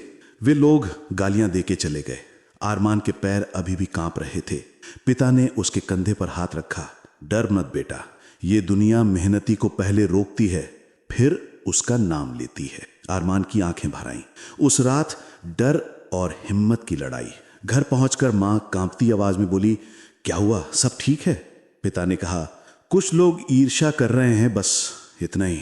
मां ने कहा, बेटा ठेला कहीं और लगा लो। लेकिन आरमान ने दृढ़ आवाज में कहा, नहीं मां, हम गलत नहीं हैं, हम मेहनत कर रहे हैं और मेहनत करने वाले पीछे नहीं हटते। उस रात आरमान देर तक जागा रहा। डर भी था, लेकिन उसके अंदर एक और चीज थी, हिम्मत। और ये हिम्मत डर से बड़ी थी। वो बोला, कल भी ठेला वहीं लगेगा जहां आज लगा था। और दोस्तों, यहीं से कहानी अपने क्लाइमैक्स की तरफ बढ़ती है। पार्ट 12 में होगा, ठेले की भीड़ और बढ़ेगी, विरोधी लोग चाल चलेंगे, कहानी में एक बड़ा ट्विस्ट आएगा और आरमान की जिंदगी एक नए मोड़ पर जाएगी। अगले दिन आरमान सुबह की पहली किरण के साथ ठेले पर पहुंचा। पिता भी उसके साथ थे। उनकी आंखों में पिछली रात का भय नहीं, बल्कि एक चुपचाप जलती जिद थी। हम डरेंगे नहीं। ठेला लगाया गया, तेल गर्म होने लगा, पहले समोसे की खुशबू फैलने लगी। धीरे धीरे भीड़ हमेशा की तरह इकट्ठा होने लगी। लोग बोल रहे थे, अरे आरमान आया, भैया आज राजमा चावल भी देना। समोसे की खुशबू तो कमाल है। भीड़ पहले से भी अधिक थी और यह बात कुछ लोगों को बिल्कुल पसंद नहीं आई। ईर्ष्या की बड़ी चाल, बदले की पहली आहट। बस स्टैंड के कोने में वही 3 आदमी दिखे, चेहरों पे नाराजगी, आंखों में जलन और चाल में कुछ खतरनाक इरादे। वे आपस में कुछ फुसफुसा रहे थे। आज इसका खेल खत्म करेंगे, बहुत चल लिया ये, लोग इसे भगवान समझने लगे हैं क्या? अरमान ने उन्हें देखा पर नजरें नीचे कर लीं। पिता ने भी देखा लेकिन कुछ बोला नहीं। उनके चेहरे पर एक सख्त शांति थी। अचानक एक घटना जो सबको हिला देती है। दोपहर के करीब भीड़ अपने चरम पर थी। लोग प्लेटें लिए ठेले के आसपास खड़े थे। तभी कुछ अजनबी लड़कों ने ठेले के पीछे छिपकर चुपचाप कांच की बोतल फेंक दी। टू टू टू बोतल फटी और टूटे कांच का एक टुकड़ा अरमान के स्टोव के पास जा गिरा। तेल उछला, एक चिंगारी उठी और ठेले के एक कोने में हल्का सा धुआं निकलने लगा। भीड़ एक क्षण में चीख उठी, अरे अरे भाई संभालो, आग लग जाएगी। अरमान हक्का बक्का रह गया। उसके हाथ कांपने लगे। टोकरी गिरते गिरते बची। स्टोव खतरनाक तरीके से हिलने लगा। वो कुछ भी समझ नहीं पाया। क्या हो रहा है? क्यों हो रहा है? कौन कर रहा है? तभी पिता ने झटके से स्टोव पकड़ लिया। अपनी हथेली पर गर्म तेल झेलकर उसने आग बुझा दी। तेल की छींटें उनके हाथ पर पड़ी और उनकी चीख भीड़ के शोर में दब गई। अरमान चीख उठा, पिताजी! लोग दौड़ पड़े। किसी ने पानी डाला, किसी ने कपड़ा दिया, किसी ने उन लड़कों की तरफ देखकर गाली दी। ये किसने किया? कौन था? भाग गए हरामखोर। लेकिन तीनों दोषी भीड़ का फायदा उठाकर भाग चुके थे। पिता की हालत और अरमान का टूटना। पिता नीचे बैठ गए। उनका हाथ पूरी तरह लाल हो चुका था। दर्द से चेहरे पर शिकन थी। अरमान उनके पास घुटनों के बल बैठ गया। पिताजी, मैं क्या करूं? यह सब मेरी वजह से हुआ है। पिता दर्द में भी मुस्कुराए। नहीं बेटा, यह तेरी वजह से नहीं, तेरी सफलता की वजह से हुआ है। लोग डरने लगे हैं तुझसे। अरमान रोते हुए बोला, अगर आपको कुछ हो जाता तो? पिता ने धीरे से कहा, तूने डरना नहीं है। डर वही फैलाते हैं जो हार गए हों। और बेटा, तू जीत रहा है। भीड़ ये दृश्य देखकर भावुक हो गई। फिर कुछ ऐसा हुआ जो किसी ने सोचा भी नहीं था। एक बुजुर्ग ने कहा, बेटा जो हुआ गलत हुआ, पर ठेला बंद मत करना। एक महिला बोली, हम तुम्हें गिरने नहीं देंगे। तुम्हारा खाना अच्छा है, तुम्हारा दिल अच्छा है। एक ऑटो ड्राइवर बोला, भाई जितना पैसा कम पड़े हम जुटा देंगे, बस ठेला यहां से हटाना मत। एक स्कूल का बच्चा बोला, भैया हम सब आपके साथ हैं। पूरे बस स्टैंड में सिर्फ एक ही आवाज गूंजने लगी, अरमान तुम हिम्मत मत हारना। यह वही बस स्टैंड था जहां कभी कोई उसकी ओर नहीं देखता था। आज पूरा स्टैंड उसके पीछे दीवार बनकर खड़ा था। रात, एक तूफान के बाद की खामोशी। घर पहुंचकर मां ने पिता के हाथ पर लेप लगाया। रोते हुए बोली, यह सब क्यों हो रहा है? पिता ने कहा, क्योंकि हमारा बेटा अब सिर्फ समोसे वाला नहीं, ईमानदार सफलता की मिसाल बन रहा है। अरमान चुप था। आंखों में आंसू थे, लेकिन दिल में एक नई तरह की आग। अब मैं रुकने वाला नहीं। जिन्हें मेरी मेहनत से दिक्कत है उन्हें और मेहनत दिखाऊंगा। उस रात उसने धीरे से अपने आप से कहा, कल ठेला फिर वहीं लगेगा, उससे पहले नहीं, उससे पीछे नहीं। और दोस्तों, यहीं से अरमान के सफर में एक ऐसा मोड़ आता है जहां संघर्ष आग बनकर उसे और मजबूत करता है। अगले पार्ट में कहानी भारी मोड़ लेगी। पार्ट 13 में होगा पुलिस, बस स्टैंड के ठेले वालों और भीड़ का टकराव, अरमान की बढ़ती लोकप्रियता, विरोधियों की अगली चाल और अरमान का बड़ा फैसला। अगली सुबह पिता का हाथ अभी भी पट्टी से बंधा था, लेकिन उन्होंने कहा, चल बेटा, ठेला वहीं लगाएंगे। मां डरी हुई थी। क्या जरूरत है? कल क्या हुआ? फिर से कुछ हो जाए तो? अरमान ने मां का हाथ पकड़कर कहा, मां, अगर मैं आज डर जाऊं तो सारी मेहनत का क्या मतलब? मेरी गलती नहीं है, मैं क्यों भागूं? पिता ने एक ही वाक्य कहा, डर कर भागने वाले इतिहास में नहीं लिखे जाते, इतिहास बनाने वाले डर को हराते हैं। और दोनों ठेला लेकर बस स्टैंड की ओर निकल पड़े। बस स्टैंड आज माहौल सामान्य नहीं था। आज बस स्टैंड में एक अजीब सी हलचल थी। लोग आपस में बात कर रहे थे। क्या अरमान आएगा? उसके बापू का हाथ जल गया था। आज ठेला नहीं लगाए तो गलत बात है, हम सब उसके साथ हैं। जैसे ही अरमान और उसके पिता पहुंचे, भीड़ धीरे धीरे इकट्ठी हो गई। एक आवाज गूंजी, आ गया, अरमान आ गया। लोग ताली बजाने लगे। कुछ बच्चे दौड़ कर आए। बस ड्राइवर और कंडक्टर भी पास आ गए। इस छोटे से बस स्टैंड ने पहली बार किसी गरीब लड़के का ऐसा स्वागत किया था। आरमान की आंखें भर आईं, लेकिन वो चुप रहा। उसने ठेला उसी जगह खड़ा किया जहां पिछली बार हमला हुआ था। यह सिर्फ ठेला लगाना नहीं था, ये एक स्टैंड था। फिर विरोधी भी आए और ये टकराव अब छुपा नहीं रहा। दूर से वही 3 आदमी आते दिखे, चेहरों पर गुस्सा, आंखों में ईर्ष्या और चाल में जहरीला इरादा। उन्होंने चिल्लाकर कहा, कितनी बार समझाया, यहां ठेला ना लगाया कर। लेकिन इस बार लोग पीछे हटकर चुप नहीं रहे। एक आदमी आगे बढ़ा, अरे तू कौन होता है इसे हटाने वाला? एक और बोला, ये लड़का मेहनत करता है, ईमानदारी से कमाता है। एक महिला बोली, जो गलत काम करते हैं वो डराते हैं, लेकिन ये लड़का सही काम करता है। भीड़ धीरे धीरे गुस्से में बदलने लगी। विरोधी तीनों भड़क गए। देख लेंगे एक एक को, ये जगह हमारी है, ये लड़का नया है, हमें सिखाता है। भीड़ उबलने लगी और तभी पुलिस आ गई और माहौल खतरनाक रूप लेता है। बस स्टैंड पर 2 पुलिस वाले पहुंचे। लोग चुप हो गए। पुलिस वाले ने कड़क आवाज में कहा, क्या तमाशा लगा रखा है? विरोधियों ने झट से पुलिस से कहा, साहब ये लड़का अवैध तरीके से ठेला लगाता है, हमें धमकाता है, हमारा धंधा खराब कर रहा है। भीड़ चिल्ला उठी, झूठ साहब, ये लड़का मेहनती है, इन्होंने तो कल इस पर हमला करवाया था, इसका बापू घायल है। पुलिस वाले ने कहा, सब चुप, एक एक करके बोलो। आरमान ने आगे आकर कहा, साहब मैं ईमानदारी से काम करता हूं, किसी को धमकाया नहीं, मुझे ही धमकाया गया है। विरोधियों ने फिर आवाज ऊंची की, ये झूठ बोल रहा है। भीड़ गुस्से में, साहब हम सब गवाह हैं, हमारे सामने एक कांच की बोतल फेंक कर भागे थे ये लोग, अगर आज भी इस लड़के को हटाया तो हम सब ठेला हटाएंगे। बस स्टैंड में पहली बार सिर्फ एक लड़के के लिए सैकड़ों लोग खड़े थे। पुलिस वाले ने आरमान की आंखों में देखा, डर नहीं, दृढ़ता थी। फिर उसने विरोधियों की ओर देखा, उनके चेहरे पर झल्लाहट और चोरों वाली बेचैनी।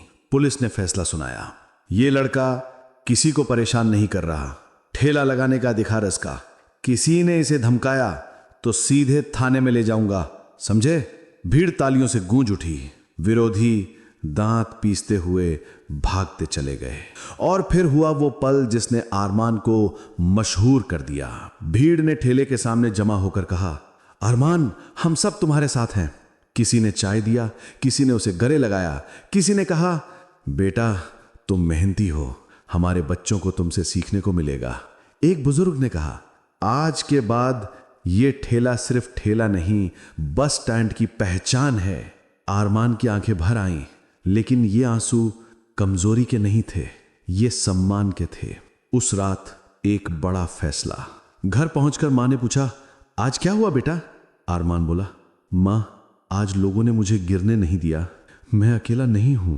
पिता मुस्कुराए, बेटा अब तू अपने क्षेत्र का मालिक है, अब तुझे आगे बड़ा सोचना होगा।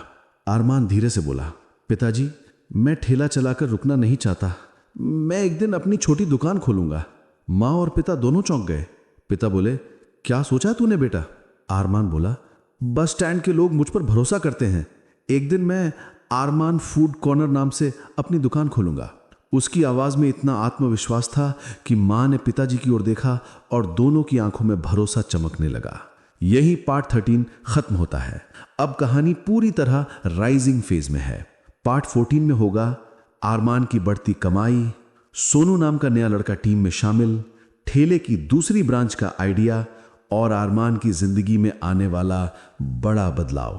पार्ट 14 टीम बन रही थी और सफर तेजी पकड़ने लगा था। पुलिस के उस फैसले के बाद बस स्टैंड पर एक बदलाव आ गया था। अब लोग सिर्फ खाने नहीं आते थे, बल्कि आरमान को देखने, उसकी मेहनत की तारीफ करने और उसके संघर्ष की कहानी सुनने भी आते थे। ठेले के पास अब रोज भीड़ होने लगी थी, और जितनी बड़ी भीड़ उतना ही बड़ा काम।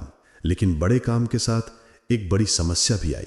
काम संभालना मुश्किल होने लगा। एक दिन ठेले पर काम संभल नहीं रहा था। दोपहर के समय भीड़ इतनी ज्यादा थी कि आरमान और उसके पिता दोनों के हाथ रुकने का नाम नहीं ले रहे थे। किसी को चटनी चाहिए, किसी को सूखा समोसा, किसी को एक एक्स्ट्रा प्लेट, किसी को तुरंत राजमा चावल। आरमान पसीने से भीग गया। पिता का बंधा हुआ हाथ तेज दर्द कर रहा था। आरमान बोला, पिताजी अगर ऐसे ही भीड़ बढ़ती रही तो हम 2 लोग मिलकर नहीं संभाल पाएंगे। पिता ने कहा, हाँ बेटा, अब हमें किसी की मदद लेनी ही पड़ेगी, लेकिन मदद कहां से मिलती? इस शहर में हर कोई अपनी लड़ाई लड़ रहा था। तभी एक छोटी सी आवाज जिसने कहानी की दिशा बदल दी। ठेले के पीछे से एक दुबली पतली आवाज आई, भैया अगर आप कहें तो मैं मदद कर दूं। अरमान मुड़ा। वहां एक 14-15 साल का लड़का खड़ा था। चेहरा मासूम, आंखों में भूख और मेहनत दोनों दिख रही थी। उसने कहा, मेरा नाम सोनू है, मैं पास की बस्ती में रहता हूं। मेरे घर की हालत खराब है, अगर आप मुझे काम दे दें तो मैं पूरी मेहनत करूंगा। पिता ने उसकी तरफ देखा। कपड़े फटे हुए, चप्पल टूटी हुई, लेकिन चेहरे पर हिम्मत साफ लिखी थी। पिता ने कहा, तुझे काम का अनुभव है? सोनू बोला, अनुभव तो नहीं है भैया, पर मैं सबसे पहले आऊंगा, सबसे बाद में जाऊंगा, और जो कहोगे वैसा ही करूंगा। सच कहें तो अरमान ने खुद को देखा उसमें, कुछ साल पहले वाला अपना रूप। अरमान मुस्कुराया, ठीक है सोनू, आज से तू हमारे साथ काम करेगा। सोनू की आंखों में चमक आ गई। जिंदगी में पहली बार किसी ने उस पर भरोसा किया था। अगले ही दिनों में सोनू टीम का हिस्सा बन गया। वो सुबह सबसे पहले ठेला साफ करता, कढ़ाई धोता, प्लेटें लगाता, लोगों को पानी देता, और जो सबसे खूबसूरत बात थी, वो काम शर्म से नहीं, सम्मान से करता था। लोग भी कहने लगे, अरे इस लड़के में भी वही लगन है जो अरमान में है। और सही भी था। मेहनत पहचान से फैलती है, गर्व से नहीं। किस्मत का दूसरा कदम, काम फैलने लगा। अब ठेले पर सिर्फ काम नहीं हो रहा था, काम फूल रहा था। समोसे सुबह ही खत्म, कड़ी चावल दोपहर से पहले खत्म, राजमा चावल के लिए लोग इंतजार, और सोनू दौड़ते दौड़ते हांफ जाता। अरमान ने देखा भीड़ लगातार बढ़ रही है। लोग बार बार कहने लगे, भैया काश एक और ठेला होता, यहां तो जगह कम पड़ती है। एक बुजुर्ग ने कहा, बेटा तू दूसरा ठेला लगाता तो यहां के अलावा बाजार में भी चल जाता। पिता ने मुस्कुराकर अरमान से कहा, देखा बेटा, लोग तुझ पर भरोसा करने लगे हैं, काम बढ़ाने का वक्त आ गया है। अरमान थोड़ा डर गया। पिताजी, दूसरा ठेला, क्या लोग वहां भी आएंगे? क्या काम चलेगा? पिता ने उसकी आंखों में देखते हुए कहा, बेटा पहचान ठेले की नहीं होती, हाथों की मेहनत की होती है, और तेरे हाथ सच्चे हैं। अरमान की आंखें भर आईं। उसने उसी वक्त फैसला किया, हाँ मैं दूसरा ठेला शुरू करूंगा। यही पार्ट 14 खत्म होता है। पार्ट 15 में होगा दूसरा ठेला खरीदना, सोनू को उसका पहला बड़ा रोल, काम का 2 जगह बंटना, और अब लोग अरमान समोसे वाला नाम जानने लगेंगे, और कहानी में आने वाला एक बड़ा ट्विस्ट। बिल्कुल, अब कहानी उस मोड़ पर पहुंच चुकी है जहां अरमान का संघर्ष अब ब्रांड बनने की तरफ कदम बढ़ाता है।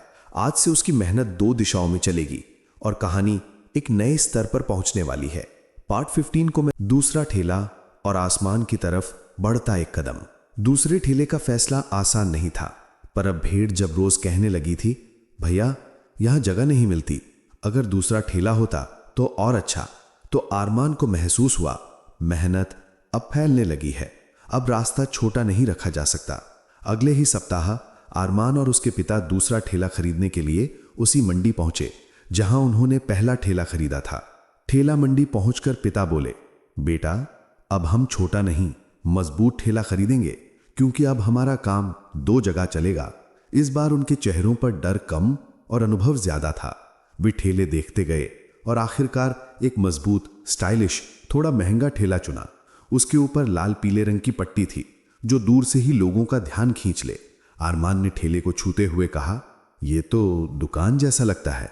पिता मुस्कुराए, बेटा ठेले की खूबसूरती नहीं गिनते, उस पर काम करने वाले की मेहनत चमकती है, और मेहनत तेली चमक रही है। पैसे चुकाए गए, ठेला खरीदा गया, और इसके साथ काम का दायरा पहली बार दुगना हो गया। अगले दिन सुबह नई जिम्मेदारी, नया डर। सुबह बस स्टैंड पर पहला ठेला अरमान और पिता ने संभाला, और दूसरा ठेला बाजार के एक व्यस्त मोड़ पर लगाया गया। मगर सवाल था, कौन संभालेगा दूसरा ठेला? पिता बोले, बेटा तेरा काम बढ़ रहा है, तुझे किसी पर भरोसा करना पड़ेगा। अरमान ने चारों ओर देखा और उसकी नजर सोनू पर पड़ी। सोनू ठेले की प्लेटें सजा रहा था, लेकिन चेहरे पर एक अलग चमक थी, मानो वो भी धीरे धीरे इस परिवार का हिस्सा बनता जा रहा था। अरमान ने उसे बुलाया, सोनू आज से दूसरा ठेला तू संभालेगा। सोनू का हाथ काम गया। मैं भैया, मैं तो छोटा हूं, क्या मैं अकेला संभाल पाऊंगा? अरमान ने उसके कंधे पर हाथ रखा।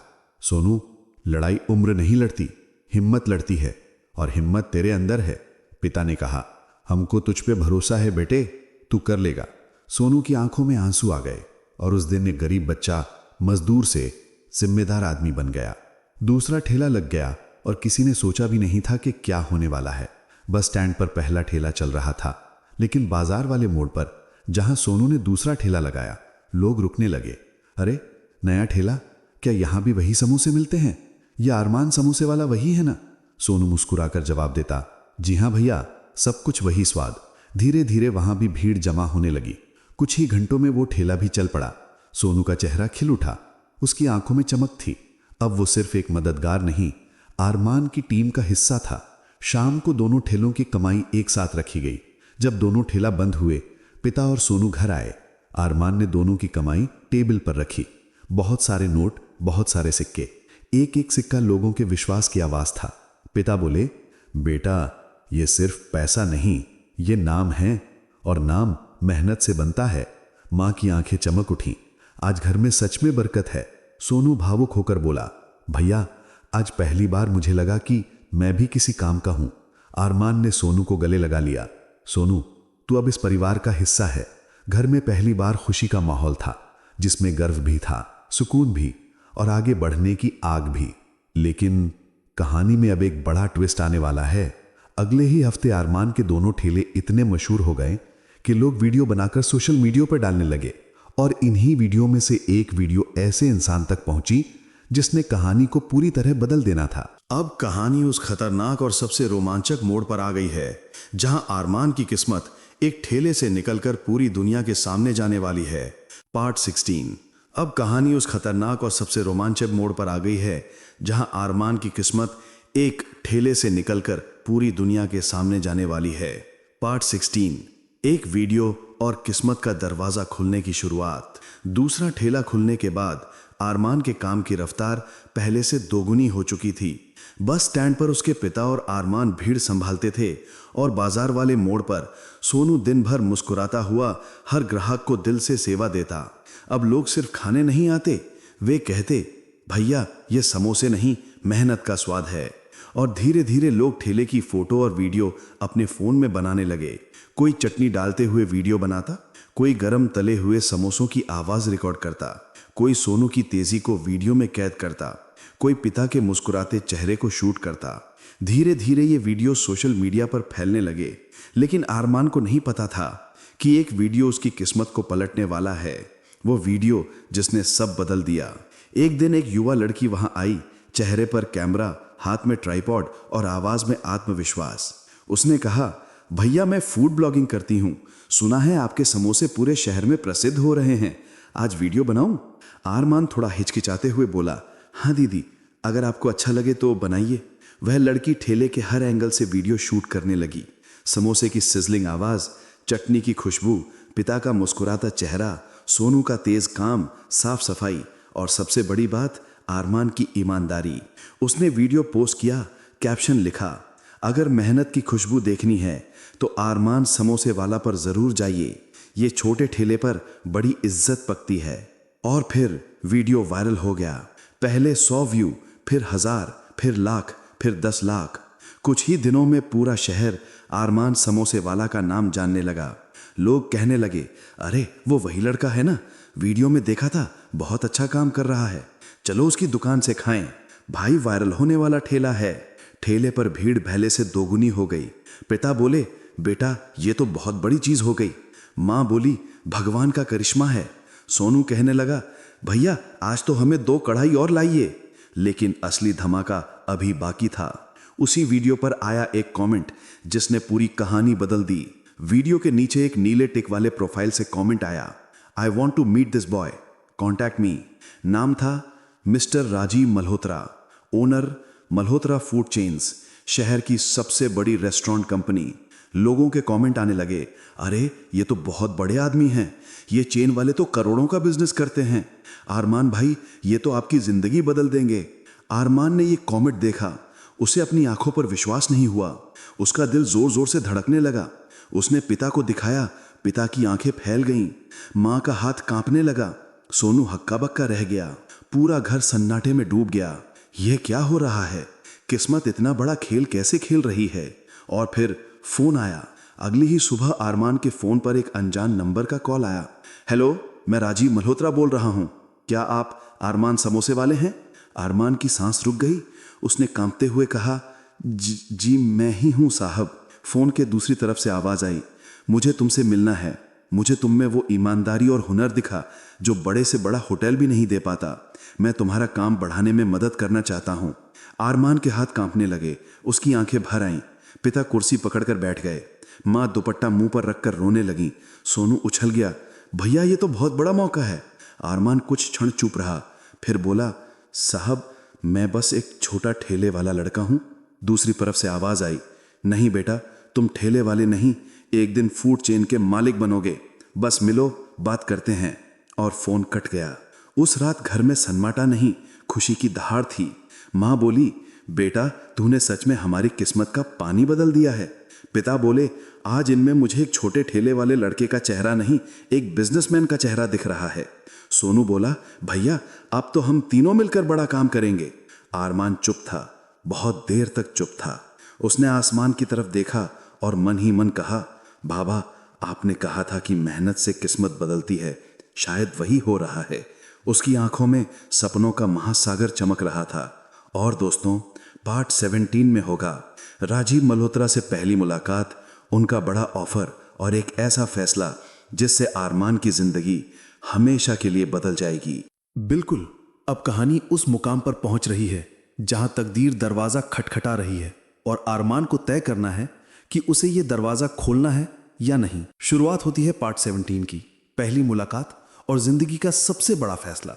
सुबह का वक्त था, बस स्टैंड पर हल्की धूप फैली हुई थी। लोग अपनी अपनी दिनचर्या में व्यस्त थे, पर आज आरमान का मन कहीं और था। वो ठेले पर हाथ तो चला रहा था, लेकिन दिमाग में सिर्फ वही फोन कॉल घूम रही थी। मुझे तुमसे मिलना है, तुम एक दिन फूड चेन चलाओगे। अरमान का दिल कह रहा था कि यह मौका बड़ा है, लेकिन दिमाग कह रहा था, क्या मैं इतना बड़ा कदम उठा पाऊंगा? पिता ने उसके चेहरे पर तनाव देखा और पूछा, बेटा घबराया क्यों है? अरमान ने धीमे से कहा, पिताजी आज मल्होत्रा साहब से मुलाकात है। पिता मुस्कुराए, डर क्यों रहा है? मिलना ही है ना, सच बोलना ईमानदारी से, बाकी भगवान संभालेगा। सोनू बोला, भैया आप तो शहर के बड़े आदमी से मिलने जा रहे हो, मतलब हमारी किस्मत सच में बदलने वाली है। लेकिन आरमान चुप था। वो जानता था कि बड़ा मौका बड़ी जिम्मेदारी साथ लाता है। दोपहर को एक चमकदार गाड़ी ठेले के सामने आकर रुकी। गाड़ी से एक आदमी उतरा, फॉर्मल कपड़े, तेज नजरें और चाल में एक अजीब सा कॉन्फिडेंस। वो कोई और नहीं, राजीव मल्होत्रा थे। बस स्टैंड पर अचानक सन्नाटा छा गया। लोग एक दूसरे से फुसफुसाने लगे, अरे ये तो मल्होत्रा फूड चेन वाला है, इतना बड़ा आदमी यहाँ क्यों आया? क्या आरमान से मिलने आया है? राजीव ने आरमान की तरफ बढ़कर हाथ बढ़ाया। Hi Armaan, finally we meet. Armaan ने झिझकते हुए हाथ मिलाया। उसकी हथेलियां पसीने से गीली थीं। राजीव हंसकर बोले, रिलैक्स, तुमसे मिलने मैं खुद आया हूं, तुम खास हो। ये शब्द सीधे आरमान के दिल में उतर गए। उन्होंने ठेले के सामने ही बैठकर समोसा खाया। राजीव ने कहा, मुझे तुम्हारा खाना यहीं चखना है। जिस जगह से तुम्हारी मेहनत शुरू हुई वहीं से तुम्हारी किस्मत तय होगी। और उन्होंने एक समोसा उठाया। आरमान, पिता और सोनू सब सांस रोक के देख रहे थे। राजीव ने पहला कौड़ लिया, कुछ सेकंड चुप रहे, फिर मुस्कुराए। माइंड ब्लोइंग, कमाल का स्वाद, ये फूड चेन जैसा नहीं, इससे बेहतर है। लोग ताली बजाने लगे। आरमान ने शर्माते हुए नजरें झुका ली। फिर उन्होंने कहा, क्या तुम मेरे साथ बैठकर बात करोगे? वे नजदीकी कैफे में गए। अरमान पहली बार किसी कैफे में बैठा था। वो कुर्सी पर टेढ़ा मेढ़ा बैठ रहा था, घबराया हुआ। राजीव बोले, अरमान, तुम्हारी मेहनत, ईमानदारी और स्वाद किसी भी बड़े बिजनेस से ज्यादा मजबूत है। तुम में वो चीज है जो हर बड़े उद्यमी में होती है, दिल और लगन। फिर उन्होंने सीधे मुद्दे पर आते हुए कहा, मैं तुम्हारे साथ एक पार्टनरशिप करना चाहता हूं। अरमान का दिल धड़कने लगा। कैसी पार्टनरशिप साहब? राजीव ने फाइल निकाली। मैं चाहता हूं कि अरमान समोसे वाला हमारी फूड चेन का हिस्सा बने। हम पैसा लगाएंगे, तुम काम संभालोगे, नाम तुम्हारा होगा अरमान्स टेस्ट कॉर्नर पूरे शहर में। अरमान की आंखें फैल गईं। मतलब साहब, मेरी दुकानें पूरे शहर में? राजीव हंसे। हाँ बेटा, एक नहीं कई शाखाएं, हर जगह तुम्हारे नाम का बोर्ड लगेगा। अरमान की आंखों में पानी आ गया। लेकिन फिर राजीव ने एक ऐसा सवाल पूछा जो अरमान को अंदर से हिला गया। राजीव बोले, एक बात बताओ अरमान, क्या तुम आगे बढ़ने के लिए अपना ठेला छोड़ सकते हो? इस सवाल ने अरमान के सीने में कुछ चुभो दिया। उसका ठेला, उन्हीं समोसों की खुशबू से उसके सपने जगे थे। उसी ठेले पर उसके पिता ने जलता हाथ रखकर आग बुझाई थी। उसी ठेले पर सोनू ने अपनी जिंदगी बदली थी। उसी ठेले पर लोगों ने उसे सम्मान दिया था। उसी ठेले ने उसकी किस्मत बदली थी। तो क्या वो उसे छोड़ सकेगा? अरमान की आंखें नम हो गईं। वो बोला, साहब, ठेला सिर्फ ठेला नहीं, मेरी पूरी कहानी है।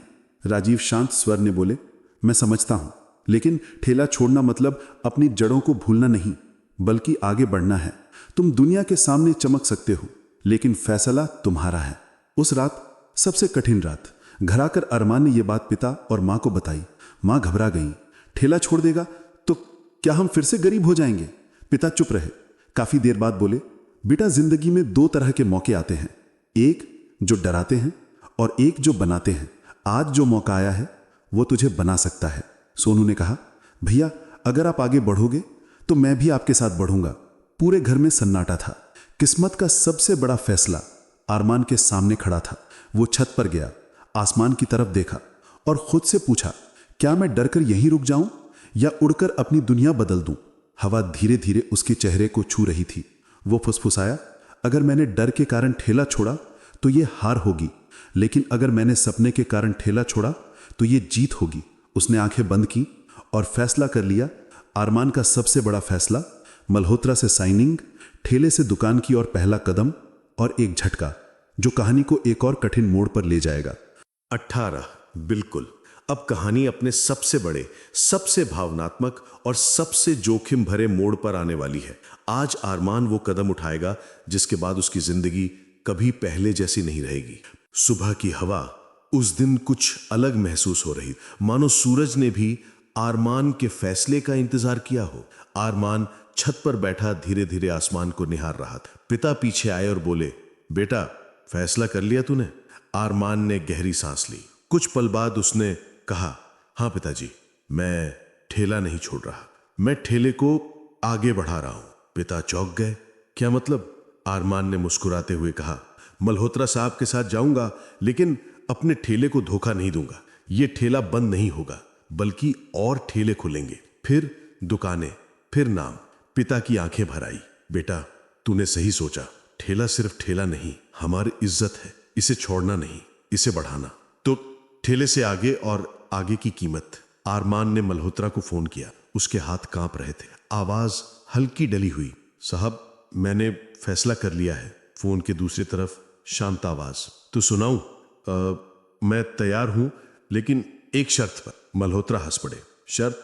अच्छा, सुना दो। अरमान की आवाज मजबूत हो गई। मैं अपना ठेला नहीं छोड़ूंगा। जो मैं हूं, ये ठेला ही है। फोन के दूसरी तरफ कुछ सेकंड चुप्पी छाई रही। फिर मल्होत्रा बोले, शाबाश, यही जवाब चाहिए था। जो अपनी जड़ें नहीं भूलता वही असली ताकत बनता है। फिर उन्होंने कहा, आओ, आज शाम ऑफिस आ जाओ, साइनिंग कर लेते हैं।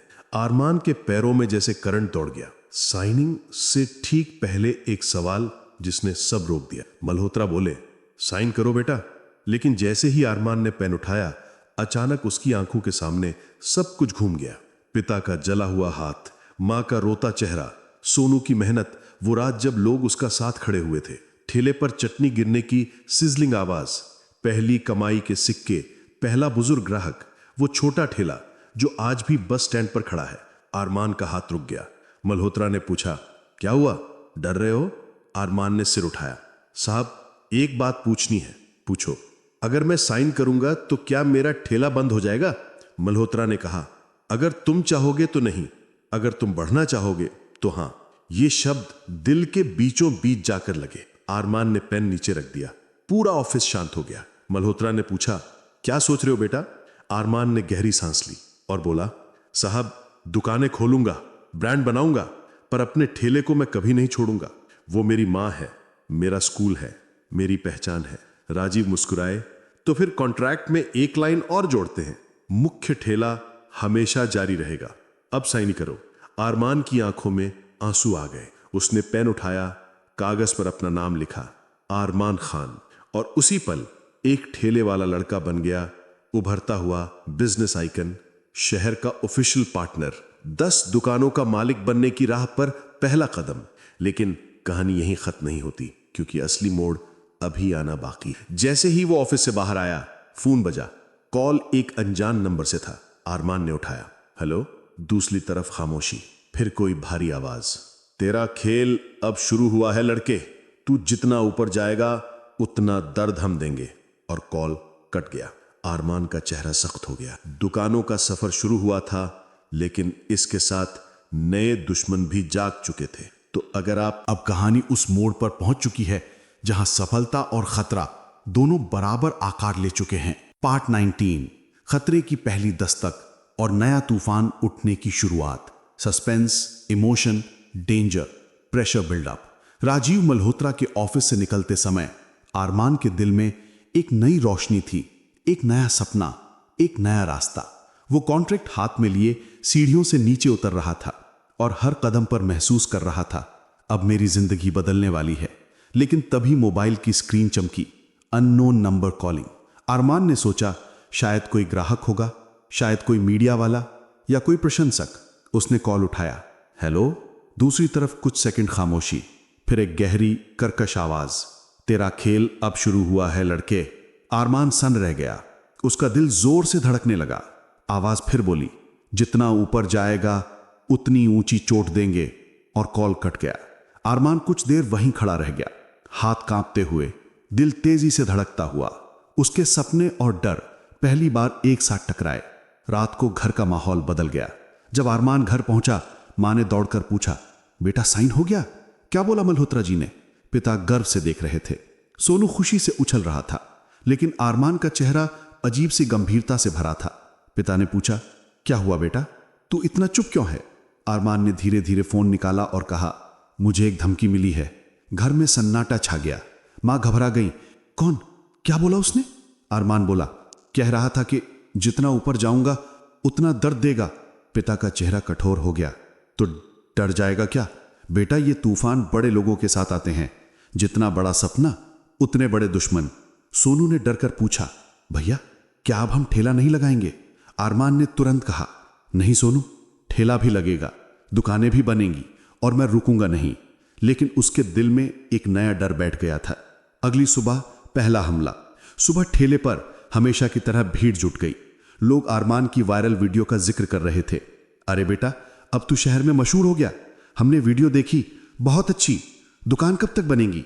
तभी अचानक एक बाइक तेज रफ्तार से आई। उस पर 2 नकाबपोश थे। सब कुछ पल भर में हुआ। बाइक ठेले के बिल्कुल पास रुकी और पीछे बैठे आदमी ने कांच की बोतल निकाली और ठेले की तरफ फेंक दी। धड़ाम, कांच टूटने की आवाज, तेल की छींटें, लोगों की चीखें। सोनू डर के मारे पीछे गिर गया। पिता ने आरमान को पीछे खींच लिया। बाइक तेजी से भाग गई। लोग चिल्लाने लगे, अरे पकड़ो इन्हें, किसने किया ये तो जानलेवा हमला था। आरमान के भीतर गुस्से की आग भड़क उठी। उसने जमीन पर पड़े कांच को देखा और आंखें लाल हो गई। पुलिस आई और मामला बड़ा हो गया। पुलिस ने पूछताछ की, किसका दुश्मन है, किससे झगड़ा हुआ, क्यों करेगा कोई ऐसा?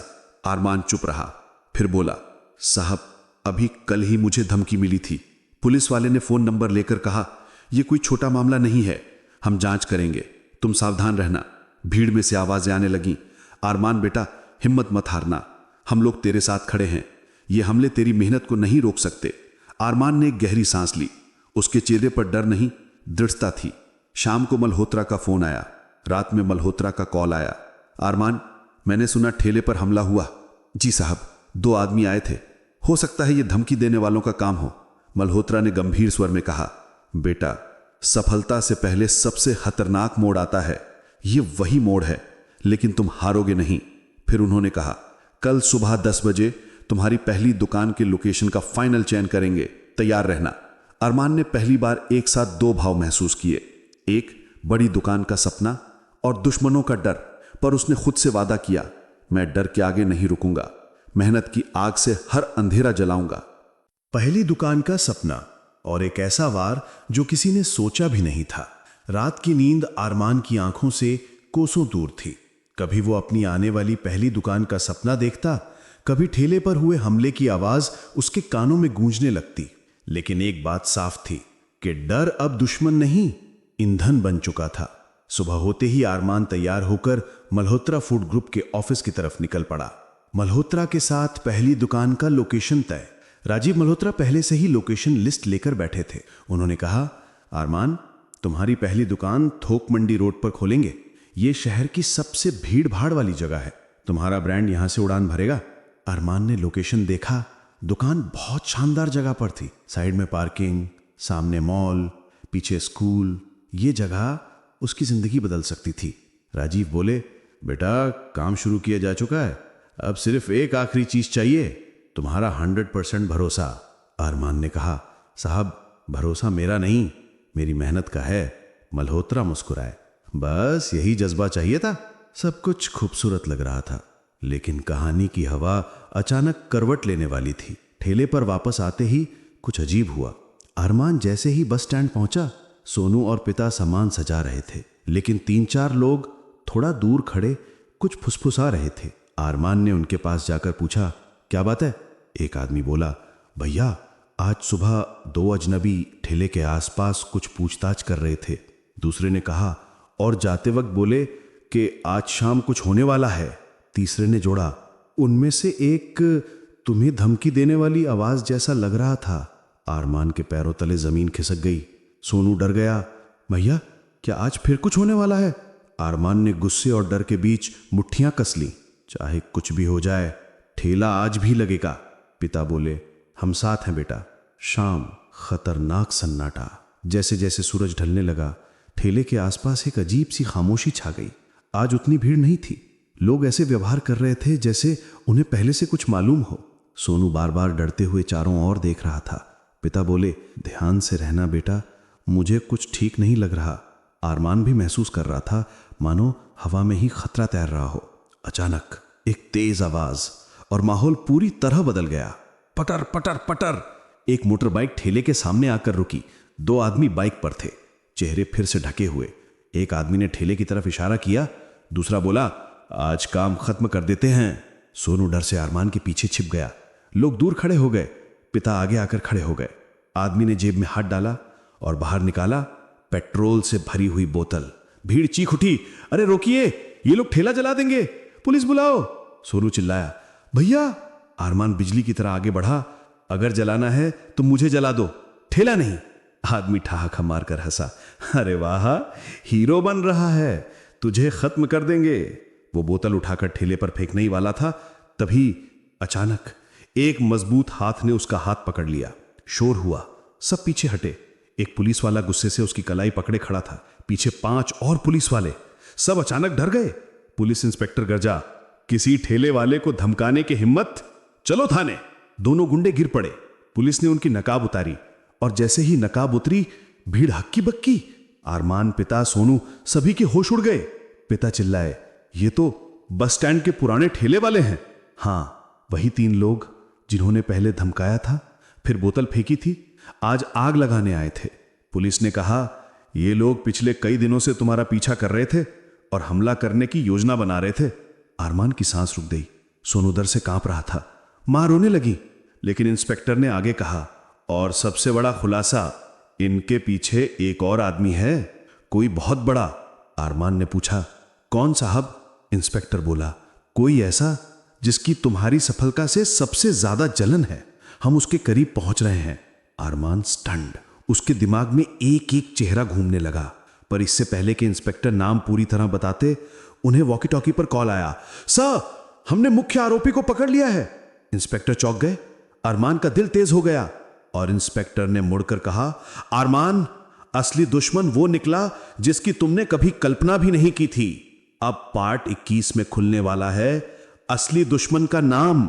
वो क्यों अरमान को बर्बाद करना चाहता है, अरमान की जिंदगी का सबसे बड़ा सदमा और कहानी का नया बड़ा मोड़। कहानी उस सबसे गहरे, सबसे दर्दनाक सच को उजागर करने वाली है जो अरमान की जिंदगी को हिला देगा। पार्ट 21, असली दुश्मन घर के जितना करीब, सबसे बड़ा ट्विस्ट, सस्पेंस और दिल तोड़ देने वाला सच। ठेले पर हमला करने वाले 3 लोग पुलिस की वैन में बैठे थे, चेहरे पर हार, आंखों में डर। लेकिन इंस्पेक्टर की एक बात सबके दिमाग में हथौड़े की तरह बज रही थी, असल दुश्मन वो निकला जिसकी तुमने कल्पना भी नहीं की थी। अरमान, उसके पिता, सोनू और पूरी भीड़ चौंक कर इंस्पेक्टर को देख रही थी। अरमान ने कांपती आवाज में पूछा, साहब कौन है वो? इंस्पेक्टर ने सीधे जवाब नहीं दिया। उसने कहा, साथ चलो, सब दिखाता हूं। पुलिस वैन और चौंकाने वाली लोकेशन। सभी पुलिस की गाड़ी में बैठ गए। वैन शहर के कोने कोने से गुजरती हुई एक संकरी गली में पहुंची।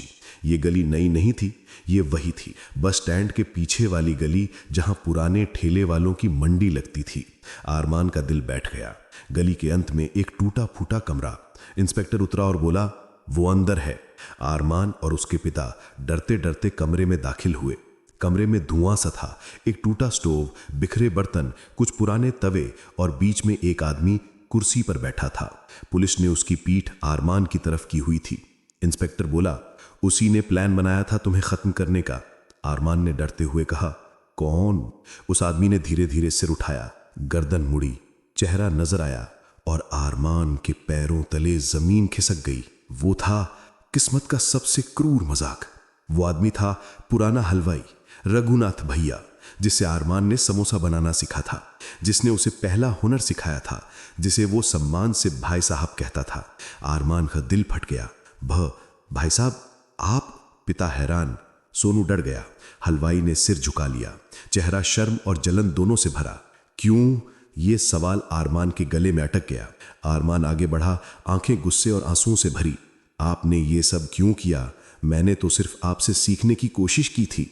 हलवाई ने धीमी टूटी आवाज में कहा, बस इसलिए। क्या मतलब? हलवाई चिल्लाया, क्योंकि तू मुझसे आगे निकल गया। कमरा सन्न हो गया।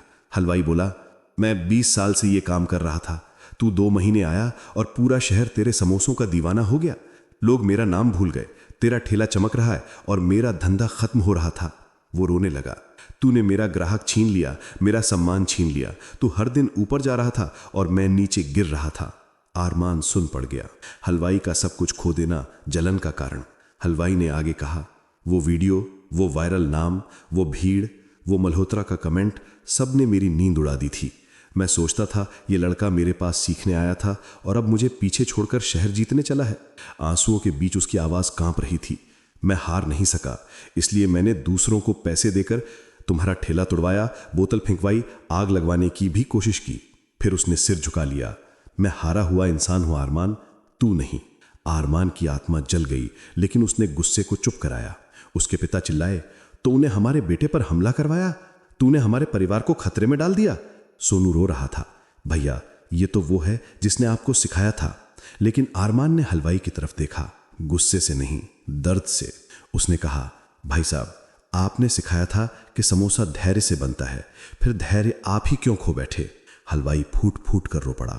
इंस्पेक्टर ने कहा, क्या केस दर्ज करना चाहेंगे आप? कमरे में चुप्पी। पिता बोले, हाँ, ऐसे लोगों को सबक मिलना चाहिए। सोनू चिल्लाया, इसे सजा मिलनी चाहिए। लेकिन आरमान चुप रहा। सभी उसकी तरफ देखने लगे। आरमान आगे बढ़ा, हलवाई के पास पहुंचकर बोला, भाई साहब, मुझे चोट जलन ने नहीं दी, बल्कि इस बात ने दी कि आपने मुझे अपना दुश्मन समझा। कुछ पल बाद उसने कहा, साहब, मैं केस नहीं करूंगा। सबके मुंह खुले रह गए। पिता बोले, बेटा ये क्या बोल रहा है? आरमान ने आंखों में आंसू लिए कहा, अगर मैं केस करूंगा तो भाई साहब की जिंदगी खत्म हो जाएगी। मैं हवा में नहीं उड़ना चाहता, मैं जमीन पर रहना चाहता हूं। इंस्पेक्टर बोला, लेकिन बेटा तुम चाहो तो। आरमान ने हाथ जोड़कर कहा, साहब, उन्हें जाने दीजिए। ये लड़ाई मेरे सपनों की थी, किसी इंसान को मिटाने की नहीं। हलवाई जमीन पे गिरकर रो पड़ा। नतीजा, एक बड़ा इंसानी फैसला। इंस्पेक्टर ने रघुनाथ को सख्त देवदानी देकर छोड़ा। लेकिन एक बात साफ थी, आज आरमान सिर्फ एक ठेले वाला नहीं रहा, वो इंसानियत वाला आदमी बन चुका था। हलवाई जाते जाते बोला, बेटा तूने जिस तरह माफ किया है वही तुझे जीत की तरफ ले जाएगा। आरमान की आंखों में नमक और शक्ति दोनों थे। वो बोला, मुझे जलन वालों से नहीं डर लगता, मुझे डर है कि कहीं मैं भी वो इंसान न बन जाऊं। अब कहानी और भी बड़ी हो रही है। पार्ट 22 में पहली दुकान का निर्माण शुरू, मल्होत्रा के साथ नई बड़ी प्लानिंग, सोनू की जिंदगी बदलने वाला सरप्राइज और एक सरकारी नोटिस जो आरमान के सपने को खतरे में डाल देगा। अब कहानी उस मोड़ पर पहुंच चुकी है जहां सपने आसमान की तरफ बढ़ रहे हैं, लेकिन जमीन हिलाने वाली मुश्किलें सामने आने वाली हैं। 22 पहली दुकान की शुरुआत और एक सरकारी नोटिस जिसने सब रोक दिया। हलवाई के सच सामने आने के बाद घर में एक अजीब सी खामोशी थी, लेकिन दिल में एक सुकून भी था, क्योंकि आरमान ने नफरत के बदले इंसानियत चुनी थी। अब ध्यान था सिर्फ एक चीज पर, पहली दुकान, पहला सपना, पहली उड़ान। पहली दुकान का निर्माण, जुनून का नया अध्याय। 3 दिन बाद मल्होत्रा ने आरमान को दुकान की साइट पर बुलाया। वहां पहुंचते ही आरमान की आंखें चमक उठी। मजदूर दीवारें चढ़ा रहे थे, इलेक्ट्रिशियन वायरिंग कर रहे थे, माल अंदर रखा जा रहा था और बोर्ड पर डिजाइनर पेंट कर रहा था, आरमान्स टेस्ट कॉर्नर। आरमान ने नाम को देखते ही आंखें भर आईं। पिता बोले, बेटा ये तेरा नहीं, हम सबका सपना है। सोनू खुशी से उछल पड़ा, भैया ये तो बहुत बड़ी दुकान बन रही है, यहां इतनी भीड़ आएगी कि ठेले भूल जाएंगे। आरमान मुस्कुराया, ठेला नहीं भूल सकते सोनू, ठेला ही तो मां है मेरी। उसकी आवाज में सम्मान और भावनाएं दोनों थीं। मल्होत्रा आए और बोले, अरमान ये सिर्फ शुरुआत है, अगर ये दुकान हिट हुई तो 10 और बनेंगे, फिर 50, फिर 100। फिर उन्होंने एक नक्शा दिखाया, home delivery setup, special samosa mix, R&D flavour unit, online app, signature menu. ये सब देख आरमान को लगा जैसे वो सपना नहीं अपनी फिल्म देख रहा हो। वो फुसफुसाया, साहब क्या ये सब मैं संभाल पाऊंगा? मल्होत्रा ने कंधे पर हाथ रखकर कहा, बेटा जिसने ठेले से शुरुआत की है वो दुनिया की कोई भी दुकान संभाल सकता है। आरमान की आंखों में नई आग चल उठी। रात, दुकान की आखिरी रूपरेखा। रात को घर में मां ने किचन में लड्डू बनाए, पिता ने नए सपने के लिए छोटा सा चिराग जलाया। सोनू बोला, भैया कल से मैं दुकान में काम करूंगा, मैं खुद काउंटर संभालूंगा। आरमान हंसा, तो काउंटर नहीं पूरा कैशियर बनेगा सोनू। सोनू की आंखें भर आईं, भैया मेरी जिंदगी बदल दी आपने। दुकान अगले 10 दिनों में खुलने वाली थी, पूरा शहर इसका इंतजार कर रहा था। लेकिन उसी रात दरवाजा जोर से ठक ठक ठक हुआ। आरमान ने दरवाजा खोला। 2 आदमी खड़े थे सरकारी बैज पहने हुए। उनमें से एक बोला, किसी आरमान खान से मिलना है। आरमान घबराया, जी मैं ही हूं। आदमी ने एक कागज उसके हाथ में देते हुए कहा, ये नगर निगम की तरफ से कानूनी नोटिस है, कल से आपकी दुकान का निर्माण रोक दिया जाएगा। कमरा घूम गया। नोटिस सबके होश उड़ाने वाला कारण। आरमान ने कागज तेजी से पढ़ा। नोटिस में लिखा था, दुकान की जमीन विवादित है, निर्माण कार्य तुरंत बंद किया जाए। पिता चौंक गए, ये क्या बकवास है? सोनू डर गया, भैया हमारी दुकान। मां के हाथ से लड्डू गिर गए। हे भगवान ये क्या हो रहा है? आरमान की सांस रुक गई। उसने फटी आवाज में पूछा, विवादित? कौन शिकायत करेगा? अधिकारी ने कहा, किसी स्थानीय व्यापारी संघ ने आपके खिलाफ शिकायत दर्ज करवाई है। शब्द गूंजे, स्थानीय व्यापारी संघ, लोकल मर्चेंट्स यूनियन। पिता चिल्लाए, मतलब वही लोग जो ठेले पर हमला करवाते थे? अधिकारी बोला, हम नाम नहीं बता सकते, लेकिन जब तक मामला साफ नहीं होता दुकान पर ताला लग जाएगा। वो ताला निकालकर दुकान के प्रवेश द्वार पर जड़ने लगा। आरमान ने रोते हुए कहा, साहब मेरी दुकान, मेरा सपना, ऐसे मत रोकिए। लेकिन अधिकारी ने कहा, कानून है बेटा, भावना नहीं देखता। और क्लिक, दुकान पर बड़ा सा ताला लग गया। आरमान टूट गया। दीवार पर लगा बोर्ड आरमान्स टेस्ट कॉर्नर धुंधला सा दिख रहा था। सोनू सिसक सिसक कर रो रहा था। मां जमीन पर बैठकर बोली, बेटा सब ठीक हो जाएगा। लेकिन पिताजी की आंखों में जहर जैसा गुस्सा था। किसी ने बड़ी चाल चली है, बहुत बड़ी चाल। आरमान ने ताला की तरफ देखा और फुसफुसाया, कौन है जो मेरी किस्मत के रास्ते में बार बार दीवार बन रहा है? और तभी उसके फोन पर एक मैसेज आया, अननोन नंबर। कहा था ना, जितना ऊपर जाएगा उतना दर्द देंगे। फोन उसके हाथ से गिर गया। पार्ट 23 में होगा, असली मास्टरमाइंड का नाम सामने आएगा। मल्होत्रा भी चौंक जाएंगे। सोनू एक जरूरी सुराग पकड़ेगा और आरमान पहली बार कानूनी लड़ाई में उतर जाएगा। पार्ट 23, सच का सामना और आखिरी लड़ाई, सत्य की जीत का आरंभ। दुकान पर लगे बड़े ताले को देखकर आरमान के सपने जैसे टूटकर फर्श पर बिखर गए। सोनू रो रहा था, भैया सब खत्म हो गया। पिता ने मुट्ठियां भींच ली, जिसने भी ये किया है वो सामने आएगा। इसी बीच मल्होत्रा गुस्से से भरे हुए साइट पर पहुंचे। ये किसने किया? उन्होंने गरजते हुए पूछा। अधिकारी बोला, आपके खिलाफ शिकायत आई है कि जमीन अवैध है, जब तक जांच पूरी नहीं होती काम बंद। मल्होत्रा हैरान, हमने पैसे देकर ली है, जांच पूरी है, कागज क्लियर है। अधिकारी कंधे उचकाकर बोला, शिकायत बहुत ऊपर से आई है, हम मजबूर हैं। शब्द ऊपर से आरमान के दिल को चीर गए। कौन है जिसके पास इतना बड़ा हाथ है कि वो मल्होत्रा जैसे आदमी को भी रोक सके? अचानक सोनू दौड़ते हुए आया, भैया वो आदमी जो शिकायत दर्ज कराने गया था, मैंने उसे देखा है। आरमान ने चौंक कर पूछा, कौन? सोनू बोला, वो रघुनाथ हलवाई नहीं था, वो तो किसी और का आदमी था। पिता ने पूछा, किसका? सोनू ने कांपती आवाज में कहा, बस स्टैंड यूनियन का प्रेसिडेंट मकसूद अंसारी। ये वही आदमी था जो हमेशा ठेले वालों को धमकाता, पैसे खाता और गरीबों का शोषण करता था। अरमान को सब समझ आ गया। वही आदमी ठेले वालों को जलाता पिटवाता था, वही आदमी पुराने ठेले वालों को उकसाता था, वही अरमान के ठेले की तेजी से गुंडों को जलन हो रही थी और वही अब दुकान को बंद करवाने की कोशिश कर रहा था। मल्होत्रा ने मुट्ठी कसकर कहा, अगर वो असली मास्टरमाइंड है तो अब खेल पलटेगा। लड़ाई कानूनी, जिसने तस्वीर बदल दी। मल्होत्रा ने तुरंत अपने वकीलों को बुलाया। सोनू ने गवाही दी, पिता ने बयान दिया, लोगों ने वीडियो दिए। दूसरे दिन पूरा मामला कोर्ट पहुंच गया। वहीं सरकारी रिकॉर्ड में भी दिखा कि जमीन पूरी तरह वैध थी, शिकायत जाली थी। जज ने सख्त शब्दों में कहा, जमीन क्लियर है, दुकान का निर्माण तुरंत शुरू किया जाए।